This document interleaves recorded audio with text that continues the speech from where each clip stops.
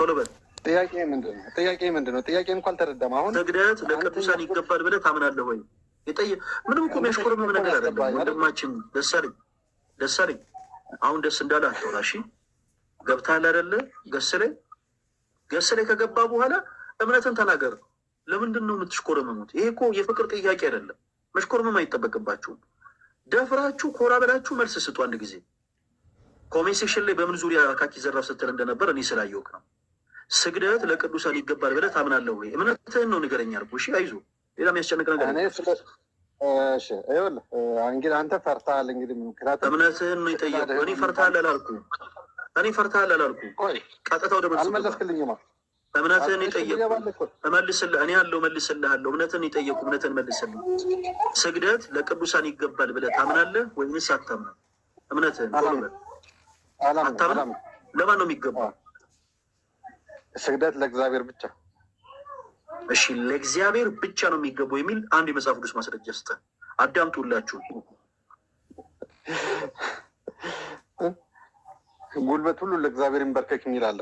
አሁን እኔ ጥቅስ አውጣ ልጠይቅልን ደሳለኝ መጠየቅ ካልፈል አይደለም መጠየቅ ካልፈለግ ሚዩት አርግ። እስኪ አንድ ጊዜ ጎንደሬው ሚዩት አርግ። ፈለገ ልጁ ጨቅጫቃ ነው። አፋፍህን አይበለሽ ስታወራው ማለት ነው። እሱም ብቻ አስጠንቅቀው ፈለገ ልቃፍ ስለሆነ።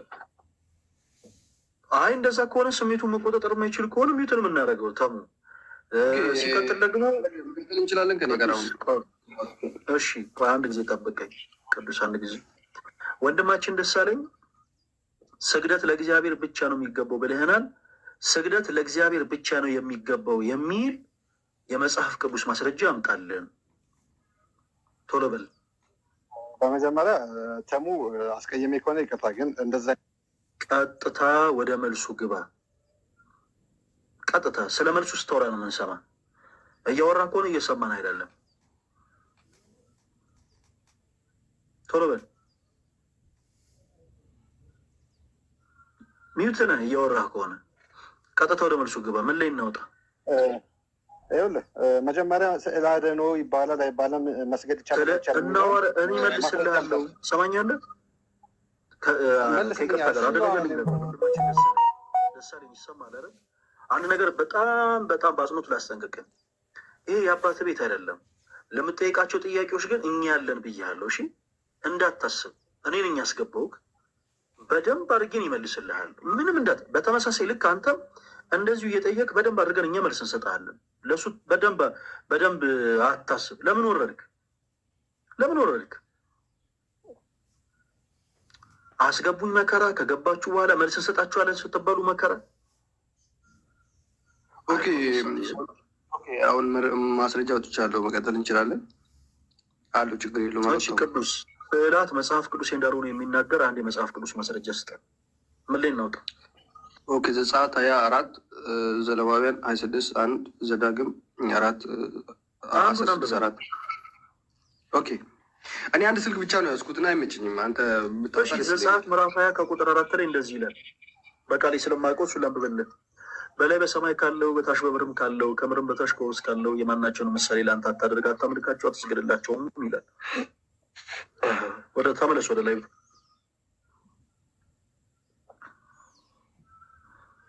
ዘዳግም 4:16 ያለውን ላንብብልህ።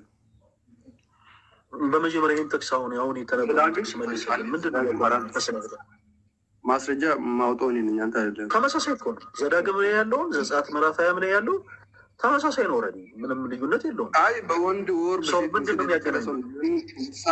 በዘዳግም ራሱ ምን ይላል እኮ በወንድ ወር በሴት የተቀረጸውን የትኛውም ነገር ለራሳቸው ላይ ያልኩልህ ቅዱስ። እኔ እዚሁ ላይ ያነበብኩልህ እኮ ይኸው እዚህ ላይ በወንድ የሚሆን በሴት አምሳል በታች መብረር ካለው ከዛ ከምድር በታች ከውርስ ካለው በማናቸውም ምሳሌ ያለው በማናቸው ማለት በቃ በማናቸውም ምሳሌ ያለውን ለአንተ አታድርግ፣ አታምልካቸው፣ አትስገድላቸውም ይላል።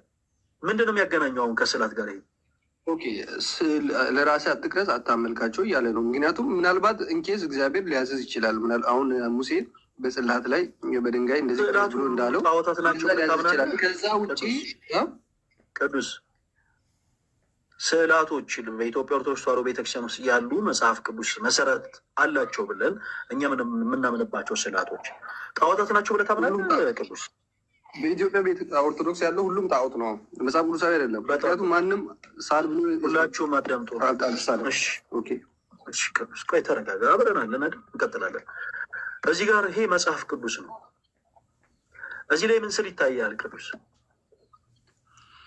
እዛ ጋር የመስቀል ስዕል ነው የሚታየው። ኦኬ ላብራራልህ፣ ድል ብሰጠኝ ደስ ይለኛል። ቆይ ታብራራልኛለህ፣ ችግር የለውም። እንዲህ መመለስንማ እንደግፈዋለን፣ እንፈልገዋለን። ይሄ ስዕል ጣዖት ነው፣ ሁሉም ስዕል ጣዖት ነው ስላልከን መጽሐፍ ቅዱስ መሰረት አላቸው ተብሎ የሚታሰቡትን በተለይ በኦርቶዶክስ ቤተክርስቲያን ውስጥ ያሉትን ስዕላቶች ጣዖታት ናቸው ስላልከን ከመጽሐፍ ቅዱስ ውስጥ ከወጡ ስዕላቶች አንዱ ይሄ መስቀል ነው። በፕሮቴስታንት ወንድምቶቻችን መጽሐፍ ቅዱስ ላይ ይኸው እንደምታዩት የመስቀል ስዕል ጠይቀኝ አይደል? ይህ ስዕል ጣዖት ነው ቅዱስ።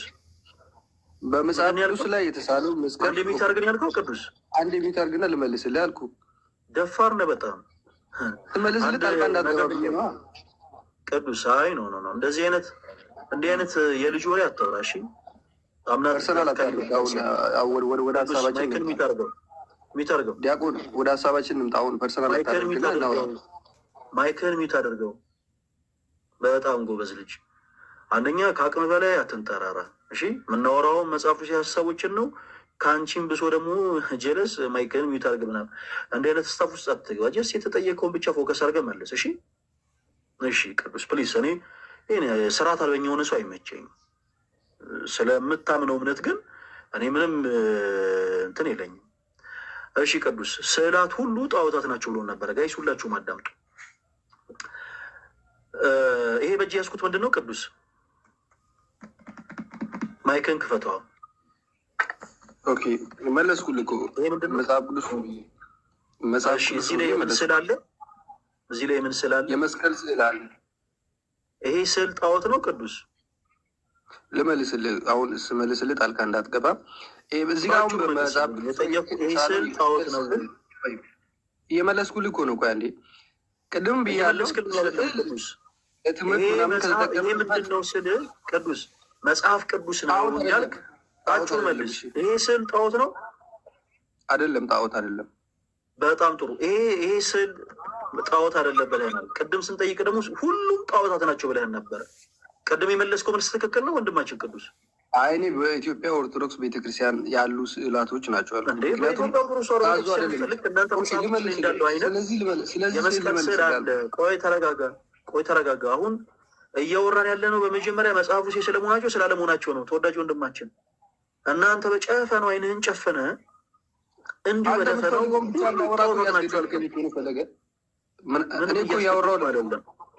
አንተም አንዳንድ ቃላቶችን እየለቀምክ ያው ለራስህ እንዲመች እያደረግህ ነው። ቢያንስ እንዳወራ ድል ብትሰጠኝ አሪፍ ነው። ምክንያቱም ለመማማር እስከሆነ ድረስ እዚህ ሶሻል ሚዲያ ላይ እስከመጣን አይቀር ቢያንስ እኔም ያለኝን ሀሳብ በአውራስ አንተ አሁን እኔም ከማውራው ለራስህ የሚመቸውን ነገር ወስደህ እንትን ማለት እየዘጋ ነው ማለት እየደመደምክ ነው። ለራስህ ፕሪሚስ ታቀርብና ከዛም በኋላ ኮንክሉድ እያደረግ ነው። እና መጀመሪያ እኔ አሁን ስለዛ ስዕል ላብራራልህ እና ከዛም በኋላ አንተ የፈለግከውን አውራ። ኦኬ ዝም ካልክ አይቀር እሺ ላውራ። በመጽሐፍ ቅዱስ ላይ ያለው ስዕል አንድ መጽሐፍ ቅዱስ ከሌላ መጽሐፍ እንዲለይ ተደርጎ የተሳለ ስዕል ነው። እኛ እንድንሰግድ ወር ሌላ ነገር ተፈልጎ አይደለም የተሳለው መጽሐፍ ቅዱስ ላይ ያለው። በኢትዮጵያ ኦርቶዶክስ ቤተክርስቲያን ያለው ስዕል አንድ ስዕል እዛ ያለው ስዕል ይታጠናል፣ ይሰገዳል። እሱ ደግሞ መጽሐፍ ቅዱሳዊ አይደለም። አሁን መጽሐፍ ቅዱስ ላለው ስዕል ማንም እየሰገደ የለም። ቅድምም ብዬ ምንድነው ያልኩ? ስዕል ለትምህርት ከተጠቀምንበት ምንም ክፋት የለውም። ከዛ ታልፎ ከተሰገደ እንደገና ደግሞ አምልኮ ከተቀበለ ያ ስዕል መጽሐፍ ቅዱሳዊ አይደለም ነው ያልኩ። አየህ ስዕል ዝም ብዬ በደፈናው መጽሐፍ ቅዱሳዊ አይደለም ብዬ አላልኩም። ስለዚህ አሁን ባወራው ሀሳብ ማውራት ትችላለህ። እሺ ከዚህ በኋላ ባሉት ሰዓቶች ስናወራ ቀጥታ መልስ መመለስ ነው ያለብህ። ከዚህ በኋላ ይኸው እስኪወጣልህ ድረስ ጸጥ ብያለሁ። አውርተሃል፣ ጨርሰሃል። እሺ ሁላችሁም አዳምጡ። ይህ ሰው በመጀመሪያ ለስዕላቶች ይሰገዳል፣ ለስዕላቶች እንደዚህ ይላል። እና በኢትዮጵያ ኦርቶዶክስ ተዋሕዶ ቤተክርስቲያን ውስጥ ከስዕላቱ ተያይዞ ያለው ትምህርት በአጠቃላይ ከመጽሐፍ ቅዱስ ውጭ ነው የሚል አቋምን ይዞ መጣ። መልካም፣ ቅድም እንዳነሳ ነው በመጀመሪያ የሚቀድሙን አስቀድመን ነው ወደ ቀጣዩ የምንሄደው። አሁን ወንድማችን ቅዱስ ሁለት እግር አለኝ ብለህ ሁለት ዛፍ ለመውጣት አትሞክር። እሺ፣ አሁን እያወራን ያለ ነው ስዕላት መጽሐፍ ቅዱሳዊ ስለመሆናቸውና ስላለመሆናቸው ነው።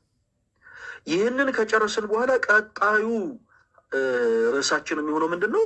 ስለ ስግደት ነው ማለት ነው። ስግደትንም ራሱን ችሎ ደግሞ እናወራለን። ኦኬ፣ በደንብ አድርገን ዲስከስ ነው የምናደርግበት። ስለ ስግደት ዝም ብለን እናወራ፣ ስዕልን እንዝለለው፣ ስለ ስግደት ዝም ብለን እናወራለን ማለት የለብን። በመጀመሪያ ስዕላቶች ይሰገድላቸው ነው ይሰገድላቸው የሚለውን ነገር ከማውራታችን በፊት ስዕላቶች መጽሐፍ ቅዱስ መሰረት አላቸው ወይንስ የላቸውም የሚለውን በመጀመሪያ አንተ ማወቅ መረዳት አለብህ ወንድማችን ቅዱስ። እና ስዕላቶች መጽሐፍ ቅዱስ አይደሉም ብለህ ታምናለህ? እንዲህ አይነት እኮ አቋም አለ። ይህንን አቋምህን ያስከና እሺ አምጣ፣ በመጽሐፍ ቅዱስ ማስረጃ እናውራ። የትኛው ክፍል ላይ ነው ስዕላቶች መጽሐፍ ቅዱስ እንዳሉ ነው የሚናገረው ስንልህ አንተ ስለ ጣዖት የሚናገሩ ጥቅሶችን አወጣህልን። ዘዳግም ላይ ዘጸአትም ላይ ሁለቱም ክፍል የሚናገረው ስለ ጣዖታት እንጂ ስለ ስዕላት አይደለም። ምን ማለት ነው? ስዕላትና ጣዖታት ለየቅል የሆኑ ነገሮች ናቸው። ጣዖታት ማለት የእግዚአብሔርን ቦታ የተኩ ሰዎች እግዚአብሔርን ክደው፣ ማንን ክደው አልኳችሁ? እግዚአብሔርን ክደው እናንተ ናችሁ ገዢዎቻችን፣ እናንተ ናችሁ አምላኮቻችን ብለው ወርሺፕ የሚያደርጓቸው ነገሮች በአጠቃላይ ጣዖታት ተብሎ ይጠራሉ። ማንኛውም ነገር ጣዖት ተብሎ ይጠራል። ሰው እግዚአብሔርን አምኖ መጽሐፍ ቅዱስን መሰረት አድርጎ ግን የሰራው ነገር፣ ለምሳሌ እዚህ ላይ ያለውን ስዕል ሰው ዝም ብሎ ወርሺፕ እያደረገ ያለው ነገር አይደለም። ፕሮቴስታንቶች ወንድሞች መጽሐፍ ቅዱሳችሁን ሁላችሁ መውጡና ተመልከቱት። ከፊት ለፊት ስዕል አለው። ኦኬ፣ ይሄ ስዕል ተብሎ የተጠራው ጣዖት የማይባለው ለምንድን ነው? በጣዖትና በስዕል መካከል ልዩነት ስላለ። ስለዚህ ወንድማችን ስለ ስዕላት ስንጠይቀ ስለ ጣዖታት ማስረጃ ትስጠን።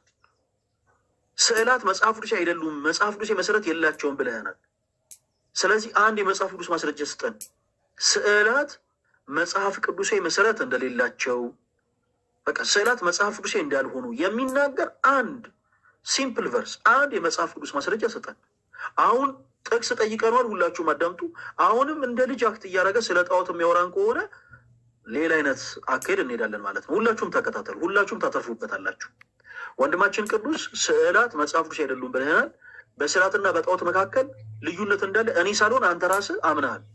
ይሄ ምንድን ነው እዚህ ላይ ያለው ስዕል ስንል የመስቀል ስዕል ነው ብለናል። ይሄ ጣዖት ነው ወይ ስንል አይደለም ብለሃል።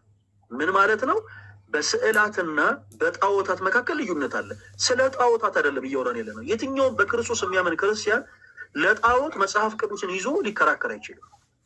እኛ እያወራን ያለ ነው ስለ ስዕላት ነው። ልክ ይሄንን መጽሐፍ ቅዱስ ላይ ያለውን የመስቀል ስዕል ነው ብለን እንደጠራኸው እያወራን ያለ ነው ስለ ስዕል። ስለዚህ መጽሐፍ ቅዱሳዊ መሰረት የላቸው መጽሐፍ ቅዱስ አይደሉም ብለናል። አንድ የመጽሐፍ ቅዱስ ማስረጃ ስጠን።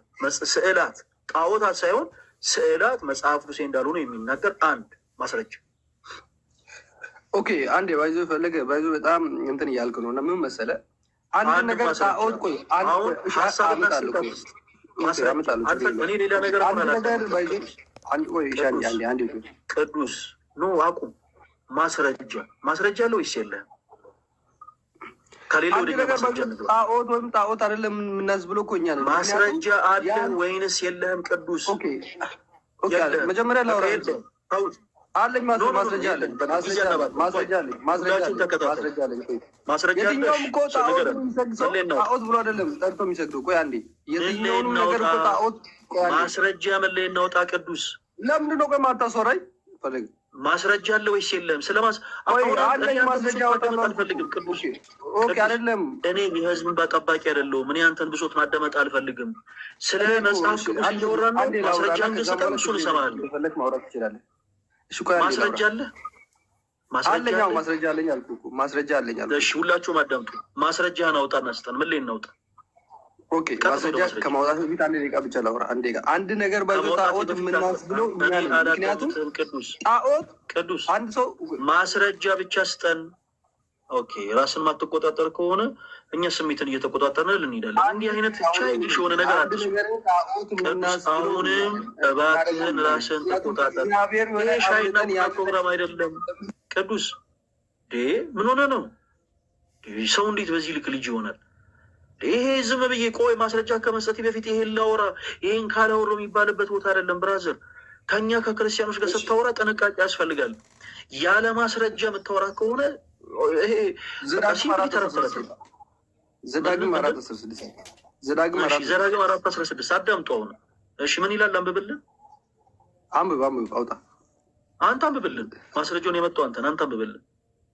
አንድ ስልክ ብቻ ነው ያዝኩት እና አይመችኝም። አንድ ስልክ ብቻ ስለያዝኩኝ ዘዳግም 4:16 እኮ ስለ ጣዖት ነው እየተናገረ ያለው ቅዱስ። በወንድም ይሁን በሴት አምሳል ያሉትን በሰማይ ያሉትን ሰራዊቶችን በአጠቃላይ አታምልክ፣ አትስገድላቸው፣ ለአንተ አታደርግ ነው የሚለው እኮ ዘዳግም። ሰው ስለ ጣዖት እኮ የሚናገር ሀሳብ ነው እየሰጠን ያለው አሁን። የትኛውም የተቀረጸውን ምስል ራሳቸው ትክክል ነው። እኔ ደከመኝ። ይኸውልህ በቃ ትክክል ነው ቅዱስ። ይኸው ትክክል ነው። ሁላችሁም አዳምጡ እሺ። ይኸው የሰጠን ጥቅስ በቃ ትክክል ነው እሺ። ይሄ የፕሮቴስታንት ወንድመቶቻችን መጽሐፍ ቅዱስ ነው። ይሄ አዲስ መደበኛ ትርጉም ይባላል። እሺ እዚህ ላይ የምን ስዕል ይታያል ቅዱስ? ሁላችሁም አዳምጡ እሺ። የምን ስዕል ይታያል? አንድ ነገር በዚሁ ማወቅ ያለብህ መጽሐፍ ቅዱስ ላይ አትሳል ካለ በኋላ አትስገድላቸው ነው የሚለው። እኛ አሁን ለዚህ መስቀል ላይ አንሰግድም። አየህ፣ አታመልካቸውም ይላል። እኛ አሁን ለዚህ መስቀል ይህንን መስቀል አናመልክም። እኔም ታመልካለህ። ይሄ መጽሐፍ ቅዱስ ከሌላ መጽሐፍ ቅዱስ እንዲለይ ተደርጎ የተሳለ ስዕል ነው። ስለዚህ ትክክል ያ አሁን እንጠቀማለን እንጂ ከዛ ባለፈ ሌላ ፐርፐስ አንጠቀምም። አምዳውን እባክህን የሆነ ነገር ይለኛል ብለህ ፈርተህ ለምንድን ነው ወደ ሌላ ሀሳብ የምትሄደው? እኔ አሁን ታመልካለህ ብያለሁ ቅዱስ አላልኩም እኮ።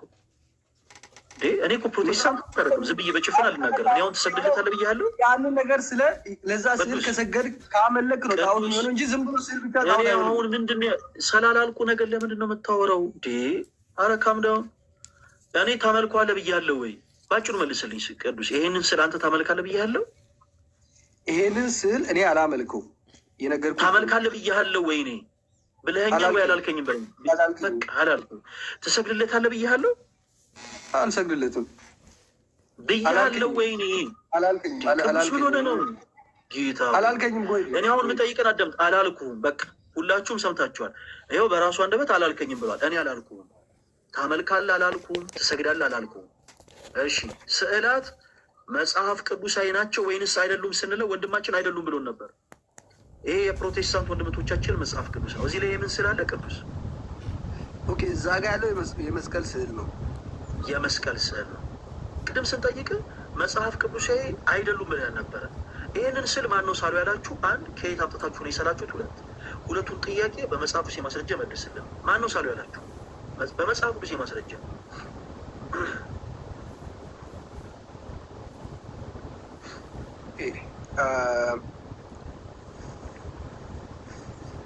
ኦኬ ይህን ስዕል ማነው ሳሉ ያላችሁ ብለህ ካልከን፣ አንድ መጽሐፍ ቅዱስ ስናሳትም እኛ ብቻ አይደለም ያሳተም ነው።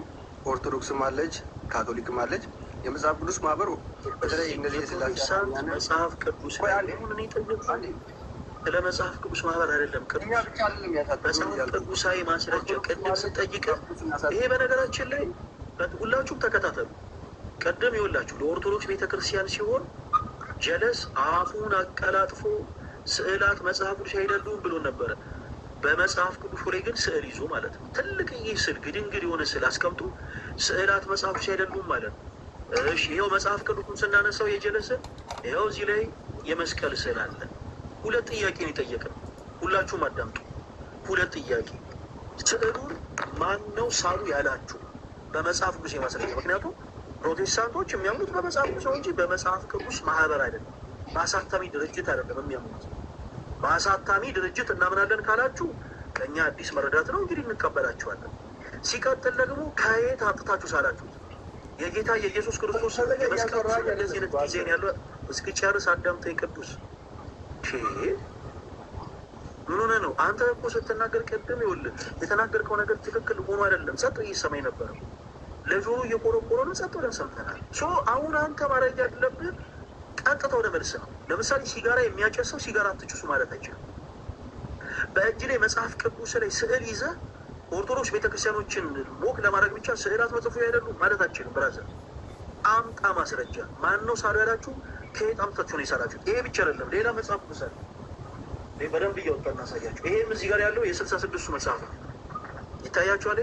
እዚህ ላይም የመስቀል ስዕል አለ። ቅድም ያወጣነው መጽሐፍ ቅዱስ ክፍል ላይ የመስቀል ስዕል አለ፣ እዚህ ላይ የመስቀል ስዕል አለ። እነዚህን መጽሐፍቶች ላይ ያሉትን ስዕላቶች ማን ነው ሳሉ ያላችሁ? ከየት አምጥታችሁን የሳላችሁ? ሁለቱንም እንድትመለከቷቸው ላሳያችሁ። ይሄ በተለምዶ በኢትዮጵያ ኦርቶዶክስ ተዋሕዶ ቤተክርስቲያን ካህናት አባቶች በእጃቸው የሚይዙት መስቀል፣ መባረኪያ መስቀል ዲዛይኑ ማለት ነው። ከስር 4 ማዕዘን የሆነበት ሪዝን አለው። በእኛ ቤተክርስቲያን ራሱን የቻለ ትርጉም አለው። ፕሮቴስታንት የሆኑ እህቶች ወንድሞቻችን ግን ዲዛይኑ ስላማራቸው ቁጭ አድርገውታል። እዚች ጋር አሪፍ አድርገው ስለዋት፣ ከዛ ደግሞ በጓዳቸው ገብተው አይ ኦርቶዶክስ ቤተክርስቲያን ከመጽሐፍ ቅዱስ ውጭ ነው ትምህርቷ፣ ስዕላት መጽሐፎች አይደሉም ይለናል። ያው እዚህ ላይም ደግሞ ስትመጡ ሌላ የመስቀል ስዕል፣ እዚህ ጋር ሌላ ስዕል፣ እዚህ ጋር ሌላ ስዕል። ማን ነው ሳሉ ያላችሁ? ከየት አምጥታችሁን የሳላችሁት? ይሄ እዚህ ጋር ያለው በመጽሐፍ ቅዱስ ማህበር የታተመ መጽሐፍ ቅዱስ አይደለም። ፕሮቴስታንት ወንድሞቻችን ለብቻቸው ያሳተሙት ይኸው በባቢሊካ ኢንተርናሽናል የታተመ መጽሐፍ ቅዱስ፣ ምንም ከመጽሐፍ ቅዱስ ማህበር ጋር የማይተዋወቅ ማለት ነው። ስለዚህ ወደ ማህበር አትሩጥ። ይኸው ይሄም አዲስ መደበኛ ትርጉም በባቢሊካ ኢንተርናሽናል የታተመ ከመጽሐፍ ቅዱስ ማህበር እውቀት ነው። ማን ነው ሳሉ ያላችሁ? ከየት አምጥታችሁ ሳላችሁት? አሁን መነጫነጭ የለም፣ ወደ መልስ ግባ። ለገ አንተ አሁን እኔ እያወራሁ እያስወራኝ አይደለም፣ በመሀል እየገባ እኔ እስከ መጨረስ ድረስ ተማሪት ነው። አንድ ይህን መጽሐፍ ቅዱስ ያሳተም ነው እኛ ብቻ አይደለንም። የመጽሐፍ ቅዱስ ማህበር የሚባል ድርጅት አለ፣ ኦርቶዶክስ፣ ካቶሊክ። ከእነሱ እና ውጭ የሚታተም ምንም መጽሐፍ ቅዱስ የለም። እነሱ ናቸው ያሳተሙት መጽሐፍ ቅዱስ። ኦፍኮርስ ቢታተም አሁን ለዚህ ስዕል አሁን ምንም ችግር የለውም። ምክንያቱም ይህ ስዕል ለምሳሌ ሌላ ፐርፐስ አይደለም፣ እንድናመልከው እንድንሰግደው ተብሎ አይደለም በዚህ መጽሐፍ ቅዱስ ላይ የተጠቀሰው።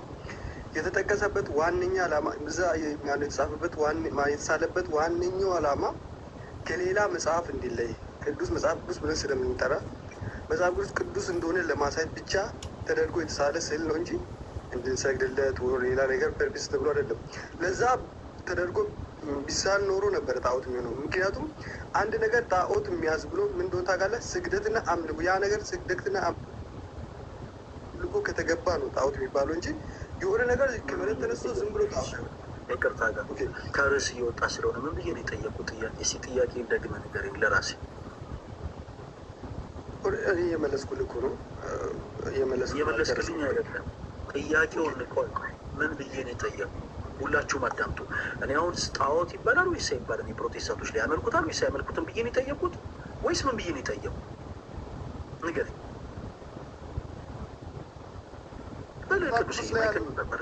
ቅዱሳዊ ነው ብለህ ነው የጠየቀኝ። መጽሐፍ ቅዱስ ላይ ያለው ስዕል መጽሐፍ ቅዱሳዊ ነው ብለህ ነው የጠየቀኝ አይደል? እንደዛ ብዬ አይደለም የጠየቁ። እንደዛ ብዬ ነው የጠየቁ። በደንብ ከእንደገና አዳምጥ። አሁንም ስታወራ የመጽሐፍ ቅዱስ ማህበር ላልከው ይህ አሁንም ማሳየ መጽሐፍ ቅዱስ አዲስ መደበኛ ትርጉም ከማጥቂያ ጽሑፍ ጋር የሚል ይኸው እዚህ ጋር ይታያችኋል አይደል? ይኸው ከመጽሐፍ ቅዱስ ማህበር እውቅና ውጪ ፕሮቴስታንቶች ለብቻቸው ያሳተሙት መጽሐፍ ቅዱስ በመጽሐፍ ቅዱስ ማህበር አይደለም የታተሙ፣ በባይብሊካ ኢንተርናሽናል። ኦኬ፣ ይኸውላችሁ ዌብሳይታቸውን ገብታችሁ ማየት ትችላላችሁ። በባይብሊካ ኢንተርናሽናል የታተመ መጽሐፍ ቅዱስ። ሰው ጥያቄው ምንድን ነው?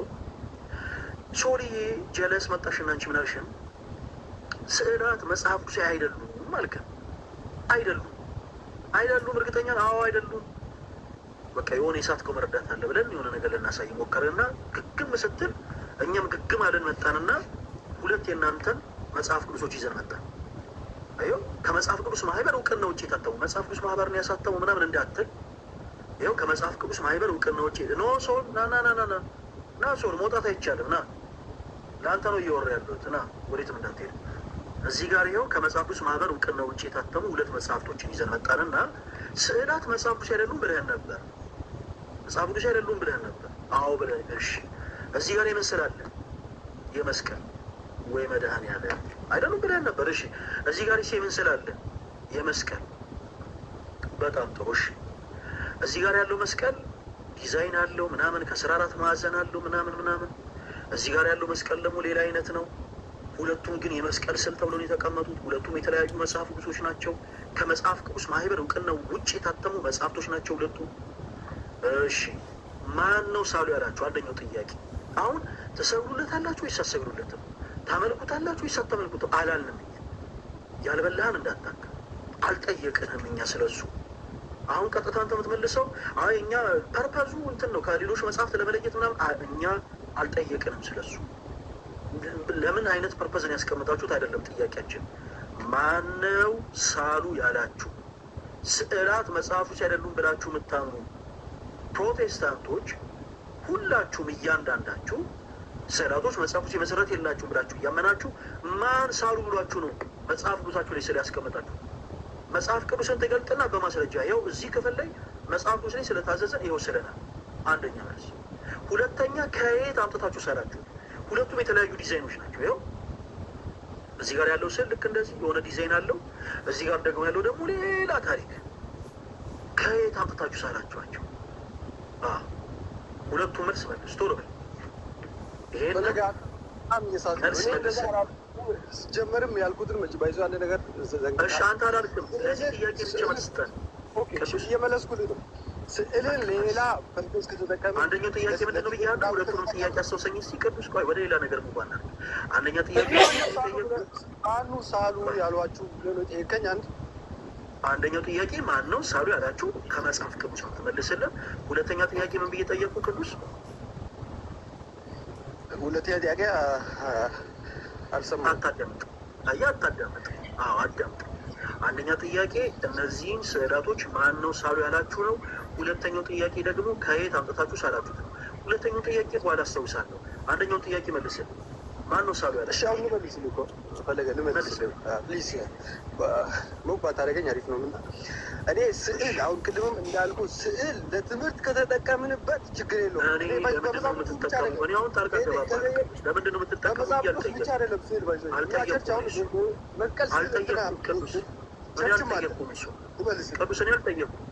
እኔ አልጠየኩም። ቸርች አለ ወይስ የለም አላልኩም። እኔ ለምንድን ነው የምትጠቀሙ ብዬ አልጠየኩም። ማን ነው ሳሉ ያላችሁ? መጽሐፍ ቅዱስን ገልጠን ልክ ቅድም ስታወጣ ጎበዝ አልነበርክ? ይኸው መጽሐፍ ቅዱስ ገልጠን እናነብልሃለን። ማን ነው ሳሉ ያላችሁ ነው ጥያቄው። ይኸው እዚህ የመጽሐፍ ቅዱስ ክፍል ላይ እንዲህ ታዘብን ይሳል በል። ቶሎ በል። መልስ ከሌለ የለኝም በል። ከዛ እኛ ግን መልስ አለን። ማንም ሳሉ አሳያለሁ። ማንም ሳሉ ብሎ አላለን። ልመልስልህ። ማንም ሳሉ አላላችሁ። መልስ የሳልክበትን ሪዝን አልጠየኩም። ማንም ሳሉ አላላችሁ። አረ ቆይ ተረጋጋ። ማንም ሳሉ አላላችሁ። ጎበዝ ልጅ፣ ሁላችሁም አዳምጡ።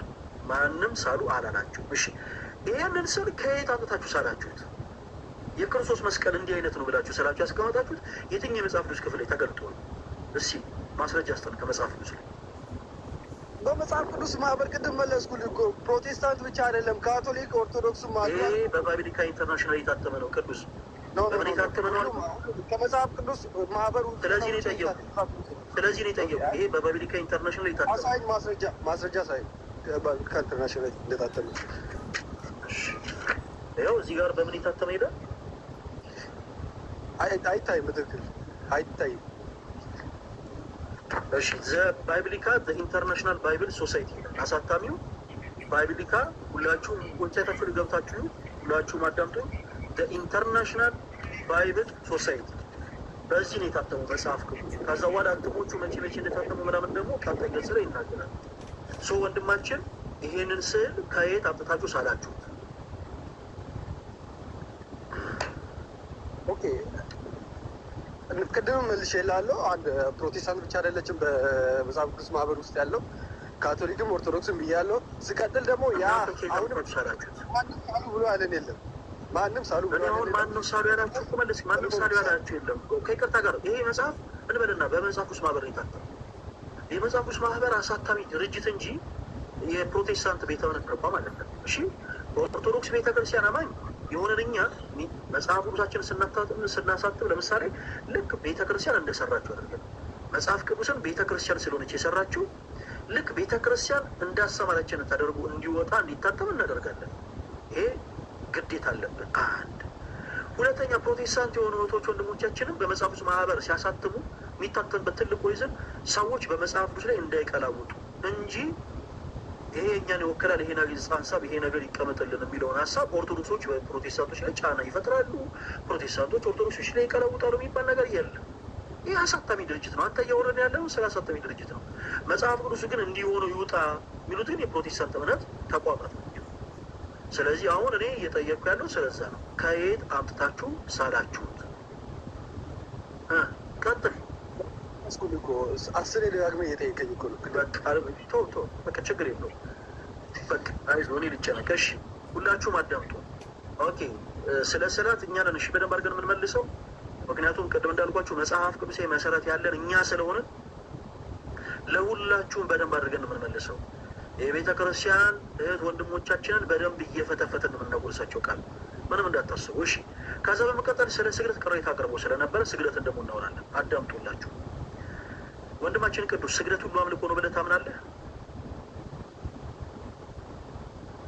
አዎ ስግደት ሁሉ አምልኮ ነው ብዬ ነው የማምነው። ማስረጃ መንፈስ ነው የምትሰግዱትም በእውነትና በመንፈስ ነው ብሎ ይላል መጽሐፍ ቅዱስ ሲናገር። ማስረጃ ስግደት ሁሉ አምልኮ ነው እኮ ሌላ ማስረጃ ሁሉ የሚናገር አንድ የመጽሐፍ ቅዱስ ማስረጃ ስግደት ሁሉ አምልኮ እንደሆነ። ኦኬ ሌላ ማስረጃ ከጠየቀኝ አልሰጠኝም። ሌላ ማስረጃ ትበለኝ። እስካሁን አልሰጠኝም። ምን ላይ እናውጣ? ጥቅስ ተናገር። መጽሐፍ ቅዱስን ከፍተን ነው የምናነበው። ዲያብሎስ ኢየሱስ ክርስቶስን ሊፈትነው ወደ ተራራ ወሰደው ይላል እና ከዛም በኋላ ምን አለ? ቆይ እዚህ ክፍል አሁን እንትን አትኩረን እንድትሰማ ፈልጋለሁ። ወድቀህ ብትሰግድልኝ ነው አለው። ወድቀህ ብትሰግድልኝ ይህን የዓለምን ሁሉ ሀብት ላንተ እሰጣለሁ ብሎ ሲል ኢየሱስ ክርስቶስ ደግሞ መልሶ ምን አለው? አንተ ሂድ ሰይጣን ከኔ ራቀ፣ ለአምላክህ ለእግዚአብሔር ብቻ አምላክን እግዚአብሔር ብቻ አምልክ፣ ለሱ ስገድ ተብሎ ተጽፏል እና ብሎ ነው ያለው። ሰይጣን ምን ብሎ ነው የጠየቀው? ወድቀህ ብትሰግድልኝ ብሎ ስገድልኝ ብሎ ነው ያለው። ክርስቶስ ደግሞ የመለሰለት ምን ብሎ ነው? አንተ ሰይጣን ሂድ፣ ለአምላክህ ለእግዚአብሔር ብቻ እግዚአብሔርን ብቻ አምልክ፣ እሱም ስገድህ ተብሎ ተጽፏል ብሎ ነው። ስለዚህ በዚህ መጽሐፍ ቅዱስ ክፍል ሁሉ የተገባው ለታረደው በግ ለይሁዳ አንበሳ ለኢየሱስ ክርስቶስ ብቻ ነው። እሺ ቅዱስ ካምደው። እሺ ተረጋጋ፣ አንድ ጊዜ አዳምጠን። ስግደት ለእግዚአብሔር አይገባም አላልንም። ኦፍኮርስ ስግደት ባይዘዌ የአምልኮ ስግደት ለእግዚአብሔር ይገባል ብለን የምናምን ብቻ ሳይሆን የአምልኮ ስግደት ለእግዚአብሔር የምናቀርብ አማኞች ነው። ይሄ ፕሮቴስታንት አማኙ ስግደት ለእግዚአብሔር ይገባል ይላል እንጂ የትኛው ፕሮቴስታንት ለኢየሱስ ክርስቶስ ሰግዶ አያውቅም። ሰግዶ ማያውቅ ነው እየመጣ ስግደት ለእግዚአብሔር ብቻ ይገባል የሚለው። ይሄ ለቀባሪ ያረዱት ነው። ቅዱስ ያው እኛ የምናውቀውን ነገር መተል እኛ ማላዘም አስፈላጊ አይደለም። ይኸውልህ የአምልኮ ስግደት ለእግዚአብሔር ይገባል። ኦፍኮርስ አዎ፣ ምን ጥያቄ እናመልሳለን? ስግደት ግን አምልኮ ነው ያልካት ፓርት ግን እሺ በል አሁን እንድንወያ ያደርገናል ማለት ነው። ሰው ስግደት ሁሉ አምልኮ ነው ወይ የሚል ማስረጃ ስንጠይቅ አንተ ከሀሳቡ ርቀህ ለእግዚአብሔር ስግደት እንደሚገባ የሚናገሩ ጥቅሶችን ያወጣለን። ስግደት ሁሉ ግን አምልኮ እንዳልሆነ የሚያሳዩ የመጽሐፍ ጥቅሶችን እኛ እያወጣን እናሳየህና መልስ ትመልስልናለህ አንተ። እሺ መጽሐፈ ሩት ምዕራፍ 2 ከቁጥር 10 ላይ ሩት ለቦዔዝ በግንባሯ ተደፍታ ሰገደች ይላል። ሩት ቦዔዝን አመለከችው? ወንድማችን ቅዱስ ይሄን ክፍል ለምንድን ነው ያመጣው? እኛም ለቦዔዝ እንስገድ ወይስ ምንድን ነው? አልገባኝም። ቅዱስ አሁን ይኸውልህ ፕሊስ እባክህ ቻይ ሙሻት ልጅ አትሁን። እሺ በቃ አንተ ትልቅ ሰው ነህ አይደለ? አሁን ለቦዔዝ ሰገደች የሚለው አመጣ። እኛም ለቦዔዝ እንስገድ። ቅዱስ ምን ሆነ ነው? አንድ እዚህ ጋር አንድ ሪያሊቲ አለ። እኛ ላይቡን ስንከፍት ብራዘር ተዘጋጅተን የከፈት ነው። ምናልባት አንተ ስትመጣ ያልተዘጋጀ ሊሆን ይችላል። ስለዚህ ባልተዘጋጀበት ጉዳይ ላይ ሲጠይቅ ልምጣ ይህን ነገር ክሮስ ቼክ አደርጋለሁ ምናምን ነው እንጂ የሚባለው ሌላ ምን ሆነ ነው ሌላ ታሪክ ውስጥ የሚገባው? ሩት መጽሐፈ ሩት ምዕራፍ 2 ከቁጥር 10 ላይ ፕሮቴስታንቶች ጥቅሱን ያዙ። እሺ መጽሐፈ ሩት ምዕራፍ 2 ከቁጥር 10 ላይ ሩት ለቦዔዝ በግንባሯ ተደፍታ ሰገደች ይላል። እና እኔ ለቦዔዝ ልክሰር ለሌላ ልጅ አቱን እንጂ ብራዘር ህፃናት ራሱ እንደዚህ አክት ያደረጉ። ቅዱስ አሁን እኛ እየጠየቅን ያለ ነው ስግደት ሁሉ አምልኮ ነው ብለህ ነበር። እስኪ ጨርስ አዳምጠኝ ፖይንቴን እባክህ። ስግደት ሁሉ አምልኮ ነው ብለህ ነበረ። እሺ በቃ ስግደት ሁሉ አምልኮ ነው ካልከን ይኸው መጽሐፈ ሩት ምዕራፍ 2 ከቁጥር 10 ላይ ሩት ለቦዔዝ በግንባሯ ተደፍታ ሰገደች ይላል። ጥያቄው ሩት ቦዔዝን አመለከችው ወይ? ቶሎ በል። እግዚአብሔርን ክዳ ቦዔዝን አመለከችው ወይ? ማወቅ ያለብህ በመጽሐፍ ቅዱስ ላይ የተጠቀሰውን ሁሉ እኛም ማድረግ አይገባንም። ሰምተኛል። የጠየቁት ጥያቄ አሁን ሩት ይኸውልህ፣ አንተ በመጽሐፍ ቅዱስ የተጠቀሰውን ሁሉ አድርግ ብዬ አይደለም የጠየቁ። በመጽሐፍ ቅዱስ የተቀመጠው ሀሳብ ሁሉ አድርግ አላልኩም። ቅዱስ ጌታ ልደት አለ ልደት እኔ እውነት ጉሮሬን አደረቀ። እግዚአብሔር ምስክሬ አለን አባቢ ስግደት ሁሉ አምልኮ ነው እያለ ነው። እስኪ ማን ነበር? ቅዱስ። እሺ ቅዱስ መጽሐፍ ቅዱስ ላይ አንድ ጥቅስ አውጣልኝ። እንካ አውጣልኝ እና አንብብልን፣ ችግር የለም። ስግደት ሁሉ አምልኮ ከሆነ እንደዚህ ይላል ያለ መጽሐፈ ሩት ላይ እንደዚህ ይላል። እየሰማኸኝ ነው? ምዕራፍ 2 ቁጥር 10 ላይ በግንባሯም ተደፍታ በምድር ላይ ሰገደችለት። እኔንስ ለመቀበል በምን ነገር በፊትም ሞገስ አገኘው? እኔ እንግዳ አይደለሁም ምን አለች? ሩት ለቦኤዝ በግንባሯ ተደፍታ ሰገደችለት እና አመለከችው ማለት ነው። አይ ሩት ለምሳሌ አሁን ለቦኤዝ ስለሰገደች የግድ እኛም መስገድ አመለከችው ወይ ማለት ነው? ስግደት ሁሉ አምልኮ ነው ያልከው አባቢ? አዎ እንደዛ ማለት ይችላል። ምክንያቱም አመለከችው ለመጽሐፍ ቅዱስ ሲናገር ትክክል አላለችም። ስለዚህ እግዚአብሔር ይህንን ነገር አይቶ እንግዲህ በአምልኮቱ ቀናኢ ነው። ቦኤዝንም እሷንም የቀጣበትን አንድ የመጽሐፍ ቅዱስ ሰጠ ይችላል። በብሉይ ኪዳን ንጉስም አምላክም አምላክ ነው የሚታዩት እና በጣም ነው የሚፈሩት። ምናልባት ካወቅ እሱን ላስተምራችሁ ይችላሉ ከፈለግ እና እንደዛ ተደርጎ ጥቅሱን አሳየን እስኪ፣ ጥቅሱን አሳየን። ስግደት ሁሉ አምልኮ ነው የሚለው እግዚአብሔር መንፈስ ይላል። እሱን አይደለም የኔ ጥያቄ። አይ ምንድነው አንተ ጥያቄ? ስግደት አምልኮ እንደሆነ የሚናገር የመጽሐፍ ቅዱስ ጥቅስ ስጠኝ ነው እያልኩ ያለሁት። እኔ ገብቷል። ኦኬ ስግደት አምልኮ አይደለም ነው የምትለኝ አንተ? አልገባኝም። ስግደት ሁሉ አምልኮ አይደለም። ስግደት ሁሉ አምልኮ ነው የሚል ከሆነ አንተ አምጥተህ ታሳየኛለህ። አንተን ማሳየት ያለብህ ስግደት አምልኮ አንተ ነህ እኮ አምልኮ ያልከው። አንተን አምልኮ ያልከው እኔ አይደለሁም። እኔ ብያለሁ አልኩህ እኮ አንተ። እኔ ስግደት ሁሉ ጥቅሱን አንተ እናሳየኛ። ኦኬ ምክንያቱም ምን መሰለህ፣ እዛ ዲያብሎስ ኢየሱስን ሊፈትነው ወደ ተራራ በወሰደ ጊዜ ፈለገ ሌላ ሰው አስገባለሁ። ጌታ ሆይ ቅዱስ ምንድነው ያለው? ሪያሊቲ እኮ ልደትሻ ታየው በሆነ በሀሳቦቹ አልተዘጋጀም እና በቃ አልተዘጋጀሁበትም ያላወቅኩትም ምናምን ማለትን አልፈለገም።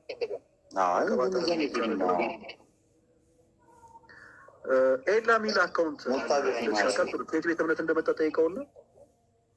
እሺ ኤላ አካውንት ሰላም ነው። ማን በል ከየት ቤተ እምነት ነህ?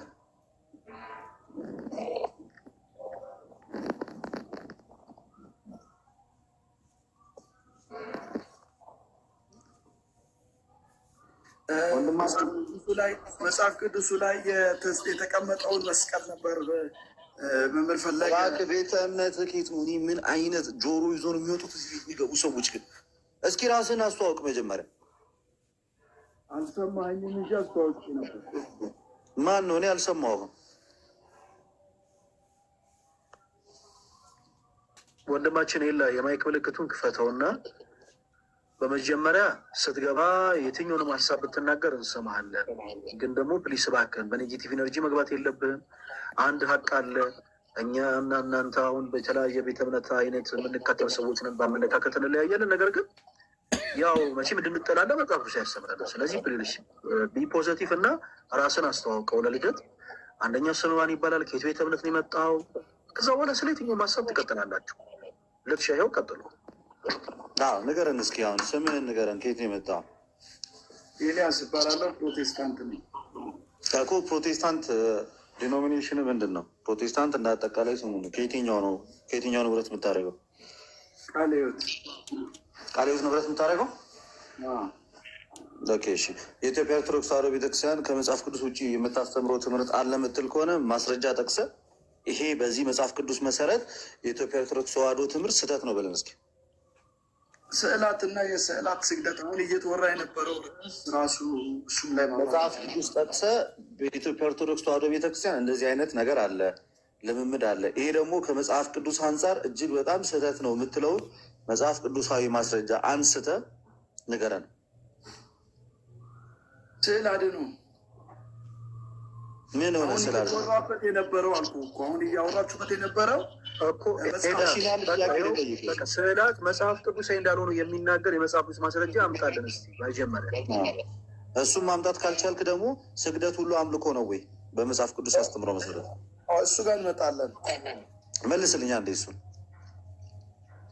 እሱ ጋር እመጣላለሁ። አሁን የሩት ለቦዔዝ የሰገደችበትን የሩቱን መጽሐፍ ጥቅስም አንስታችኋል። ግን ስግደት ሁሉ አምልኮ ነው ወይ? መጀመሪያ መነሻ ሀሳብ ቆይ። አይ ኖ ከማውራት በፊት ስግደት ሁሉ አምልኮ ነው ወይስ አይደለም? ስግደት ሁሉ አምልኮ ነው። አሁን ስለ ክብርና ስለ ምናምን ከሆነ ኦኬ፣ ስግደት ሁሉ አምልኮ ነው። መጽሐፍ ቅዱስ እጅ ላይ ይዛል። አንድ ጊዜ ይዛሃል ወይ? ይዛሃል ወይ? አልያዝኩም። ስለዚህ መጽሐፍ ቅዱስ ላይ ከእግዚአብሔር ውጭ አምልኮን የተቀበሉ ሰዎች አሉ ማለት ነው። ይኸውልህ ማናቸው የተመለኩ ሰዎች አሉ ወይ ማለት ነው። የተሰገደላቸው ሰዎች ሁሉ መጽሐፍ ቅዱስ ላይ ተመልከዋል ማለት ነው። ይኸውልህ የተሰገደላቸው ሰዎች ሁሉ ተሰገደላቸው ተባለ እንጂ ልክ ናቸው ተብሎ አልተጻፈም።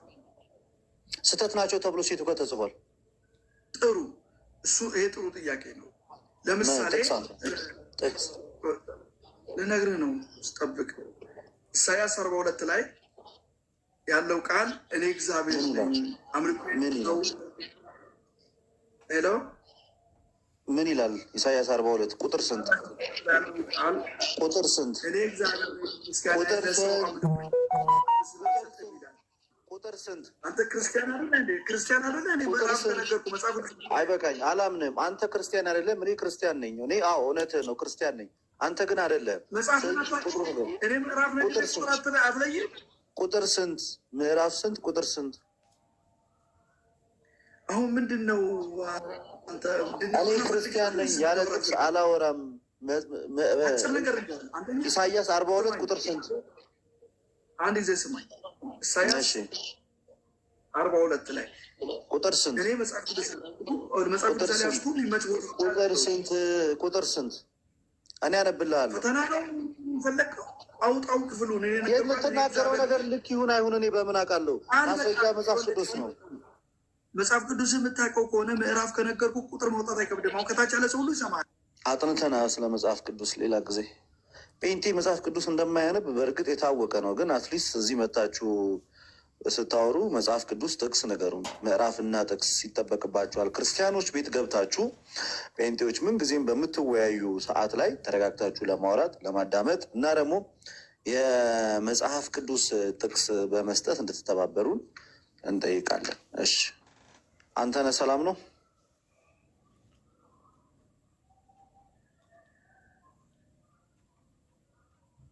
የማይክ ምልክቱን ክፈተው። አንተነህ ወደ ማሽን። አንተነህ ሰላም ነህ? ሰላም፣ እንዴት ነው? እግዚአብሔር ይመስገን። ከየት ቤተ እምነት የመጣው?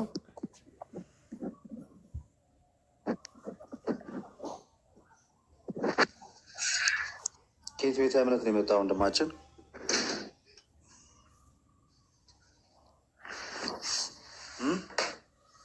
አይሰማም እንደ እኔ ጌታ ይሰማል። አንተነህ ኮሜንት ላይ እኮ አካኪ ዘራፍ ብለህ እኮ ነው ያስገባናል።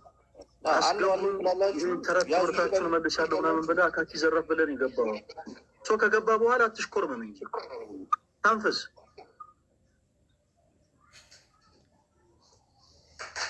ያዙ ይልቀቁኝ ትላላችሁ፣ ይዘን ስንለቃችሁ የላችሁ ባሉ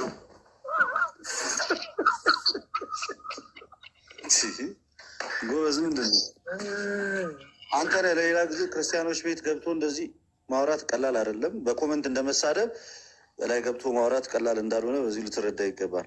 ሌላ ጴንጤ ያለ አቅሙና ድፍረቱ አለኝ የሚል ሰው አሻሽለን የመጣኸው ወንድማችን። አሻሽያለሁ። በጣም ጎበዝ። እሺ፣ ኢሳያስ 42 ቁጥር ስንት? ቁጥሩን የሚመች ቦታ አይደለሁም። ሌላ ጥቅስ እሰጥሃለሁ ከፈለግ። እሺ፣ በቃ ሌላ ጥቅስ ነገር ዘዳግም ዘዳግም 4:16 ላምብልህ። አንብበው። ፈተናን የተያዝከው ማወቅና ማሳወቅ። ምክንያቱም ስግደት ሁሉ አምልኮ ነው፣ ስግደት ሁሉ አምልኮ ነው የሚለው ልታሳየን የመጣ አይደል? አዎ በላ እንዴ ስዕል አያስፈልግህም በሚል ነው እያወራ ያሉት። ስለ ስግደት አልነበር እያወራ ነው የነበረው? መቼ ነው ወደዚህ ውስጥ የገባ ነው? መጽሐፍ ቅዱሱ ላይ ያለው መስቀል ምንም አይነት ችግር የለውም። ምንም አይነት ስዕል አያስፈልግም ለሚለው ነው። ይሁን እሺ፣ እንደዚህ ይላል። ተወርሱት ዘንድ ተሻግራችሁ በምትገቡባት ምድር የምታደርጓትን ስርዓትና ፍርድ አስተምራችሁ ዘንድ እግዚአብሔር በዚያን ጊዜ አዘዘኝ።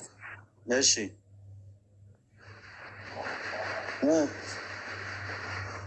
ምን አነበብኩኝ እኮ ዘዳግም 4:14 ከዛ ቁጥር 16 ላይ እንዳትረክሱ ይላል። ቁጥር 16 እንዳትረክሱ የተቀረጸውን ምስል የማናቸውንም ነገር ምሳሌ በወንድም ወይም በሴት መልክ የተሰራውን በምድር ላይ ያለውን የእንስሳ ሁሉ ምሳሌ በሰማይ በታች የሚበር የወፍን ሁሉ ምሳሌ በምድር ላይ የሚሽከረከረውን ሁሉ ምሳሌ ከምድር በታች በውስጥ የሚኖረውን የአሳውን ሁሉ ምሳሌ እንዳታደርጉ።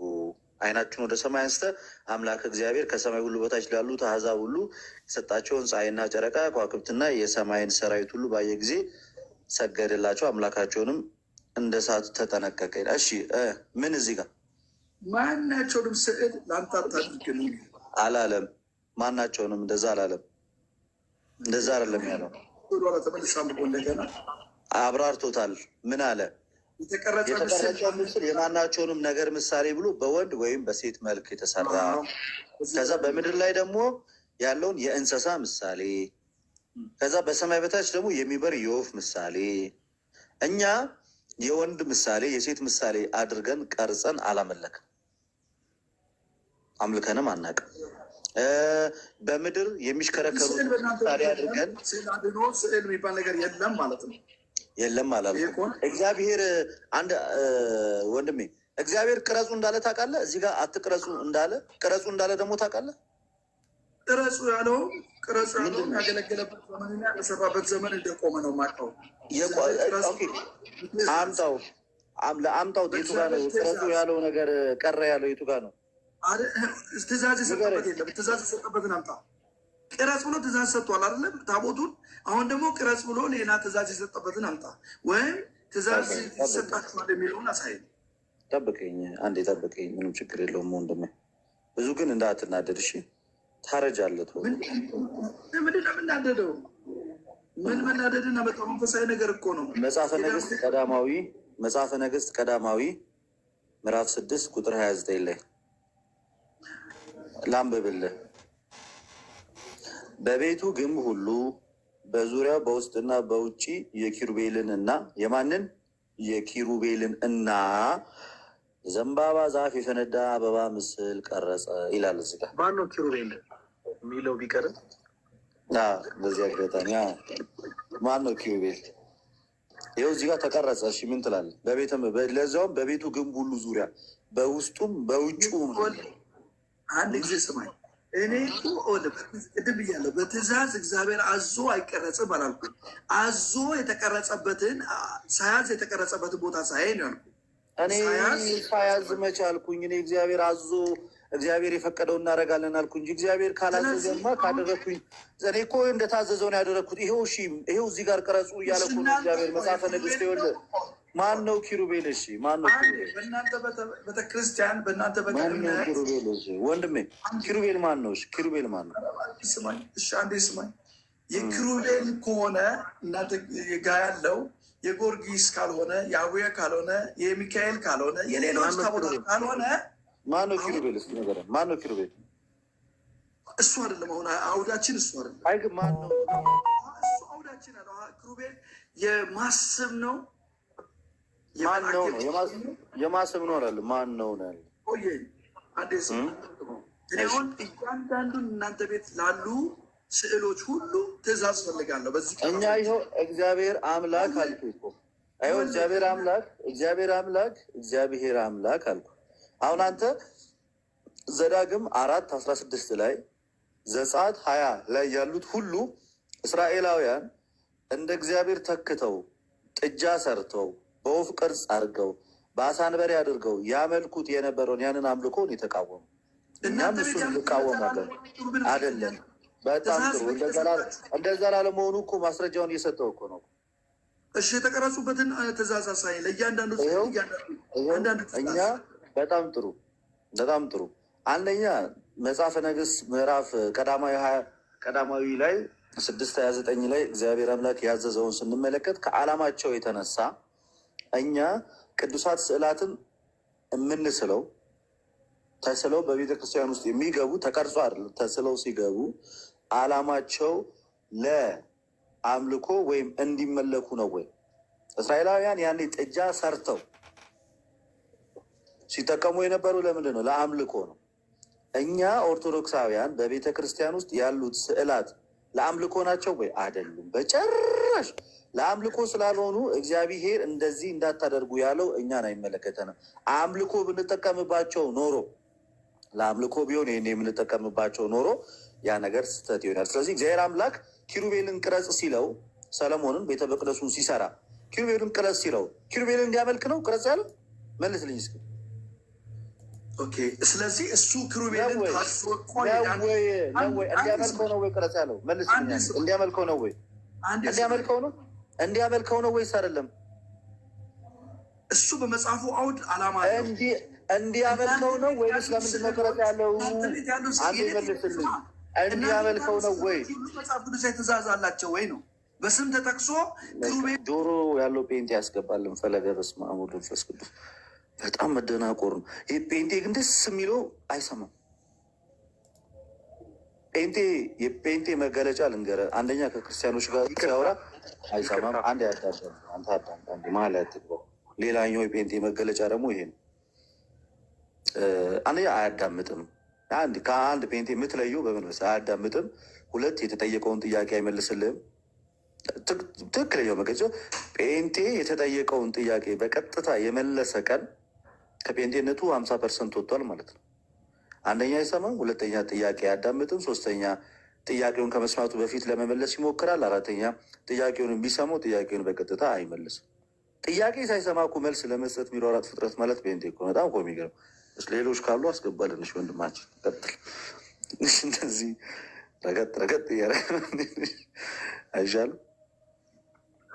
አይ ፕሮቴስታንት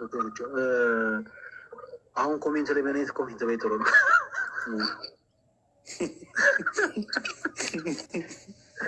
እኔ በጣም የሚገርመው ይኸውላችሁ እዚህ ጋር አሁን ትምህርት ነው እያወራን ያለ። እባካችሁ በመጽሐፍ ሲመስለች ትምህርቶችን እያነሳን እናውራ። አሁን አንዷ ከታች ቤዛ እስራኤል ነው ምናምን የሚል ቲክታክ አካውንት ምን ጻፈች ኮሜንት ላይ ፈለገ ፔንሲዮን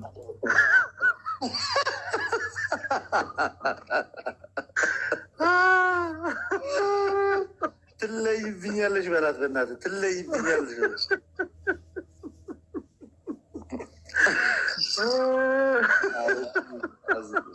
ቀልደኛ ነው አንተ። አይ መድኃኒዓለም ጋይስ ይኸውላችሁ ነገሮች ላይ መበሳጨት አያስፈልግም። ከቻላችሁ ከኛ ጋር መውራት ያለባችሁ በመጽሐፍ ቅዱስ ማስረጃ ብቻ ነው። ስሜታዊነት ለክርስትና ጸር ነው።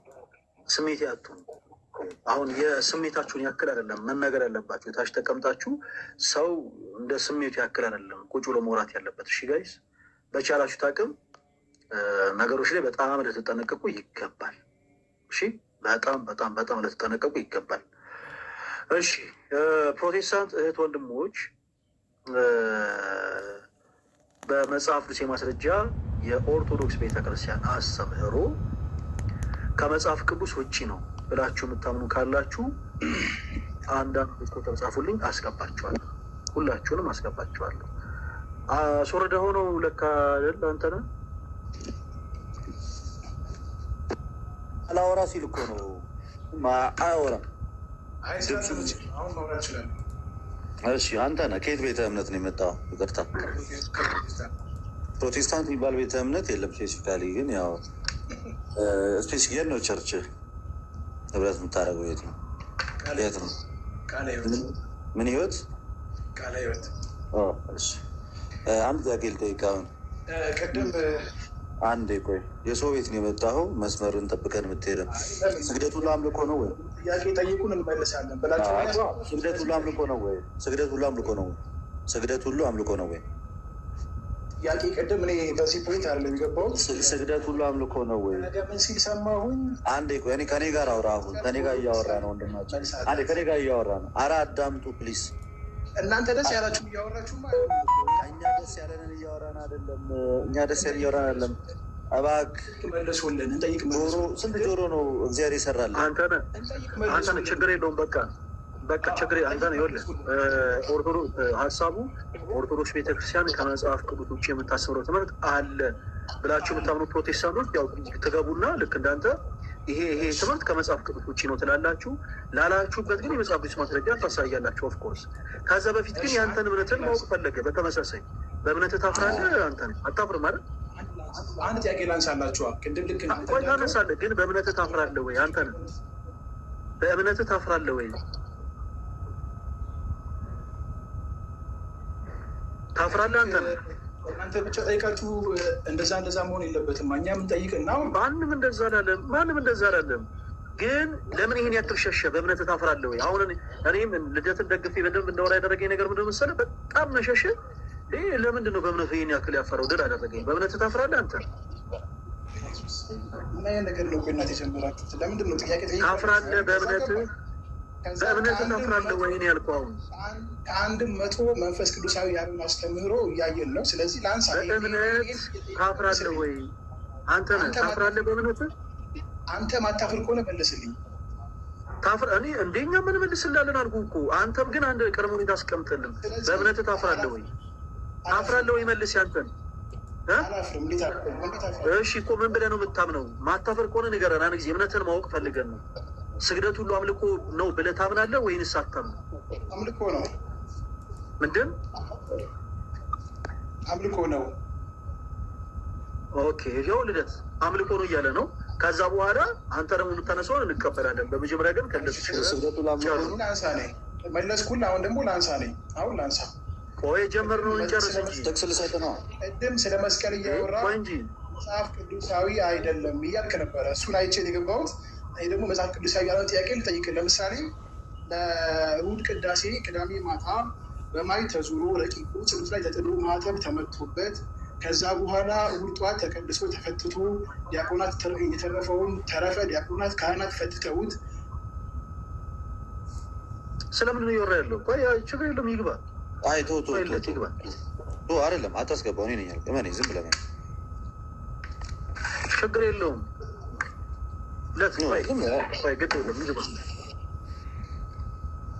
ከርዕስ ውጭ ነው እኮ እያወራ ያለው። የት ነህ አባቴ? እኔ ፓሪስ። ና አንተ ነህ ና እኔ አንተ ነህ የፈለግከው? ና እንጂ ልደትም አንተም ነው እንፈልጋቸዋለን። ስጨርስ ስልክ አንሳ በኋላ። እሺ አነሳለሁ። ችግር የለውም። እሺ አንድ ጊዜ ቆይ ራሴን ከፍ ላደርግና ወንድማችን አንተ ነህ? ከይቅርታ ጋር ከየት ቤተ እምነት ነው የመጣኸው? አሁን ላይ አንድ ጠይቅኝ መልሻለሁ። ቅድም ስትል ሰማሁ ኢትዮጵያ አንተ ነህ። አሁን አንተ ስለተነጫነች እናዳምጣለን ማለት አይደለም። እሺ አንድ ጊዜ ከየት ቤተ እምነት ነው የመጣኸው? መልስልን። እያወራ ከሆነ አይሰማም። ቅድም እንዳልኩ ስለ ጮክ ስለተነጫነች የሚሰማ ሰው የለም። እሺ ስሜትን መቆጣጠር ማችል ከሆነ ስሜትን እንቆጣጠርላለን እኛ። እሺ ከየት ቤተ እምነት ነው የመጣው? አንተ ነህ። መልስልኝ። ቅድም መለስኩልህ እኮ። እሱ ልመልስልህ ነው። ተረጋጋና በመጀመሪያ ከየት ቤተ እምነት እንደመጣ ከእንደገና ንገረኝ። ቤተ እምነት ነው እናንተ እንደፈለጋችሁ ይዘው ይችላሉ። ለምሳሌ ሚዩት ማድረግ ስለፈለጉ ሚዩት አደረኩ። ምን ታመጣለህ? ምንድን ነው አክቲቪስት የሚያጫወተ? አንተ ተረጋጋና ላወራህ ነው ወዳጅ። ተወራ ነው ብዙ ፉከራና ሽለላ አታብዛ እንጂ እኛ ፉከራና ሽለላ ሳንሸልል እኮ ነው ኑ እናውራ ብለን እኮ ላይቭ የከፈት ነው። ብራዘር ተረጋግተ ከቤት ቤተ እምነት የመጣው አንተን ምን ይሰራልናል? እሱ ጥያቄ እንመልስ። ማወቅ ፈለግን ማወቅ ምክንያቱም ቀጣይ ስናወራ አንተ ነህ የእናንተ መልስ በእኔ እምነት ዲፔንድ ነው። ተረጋጋ።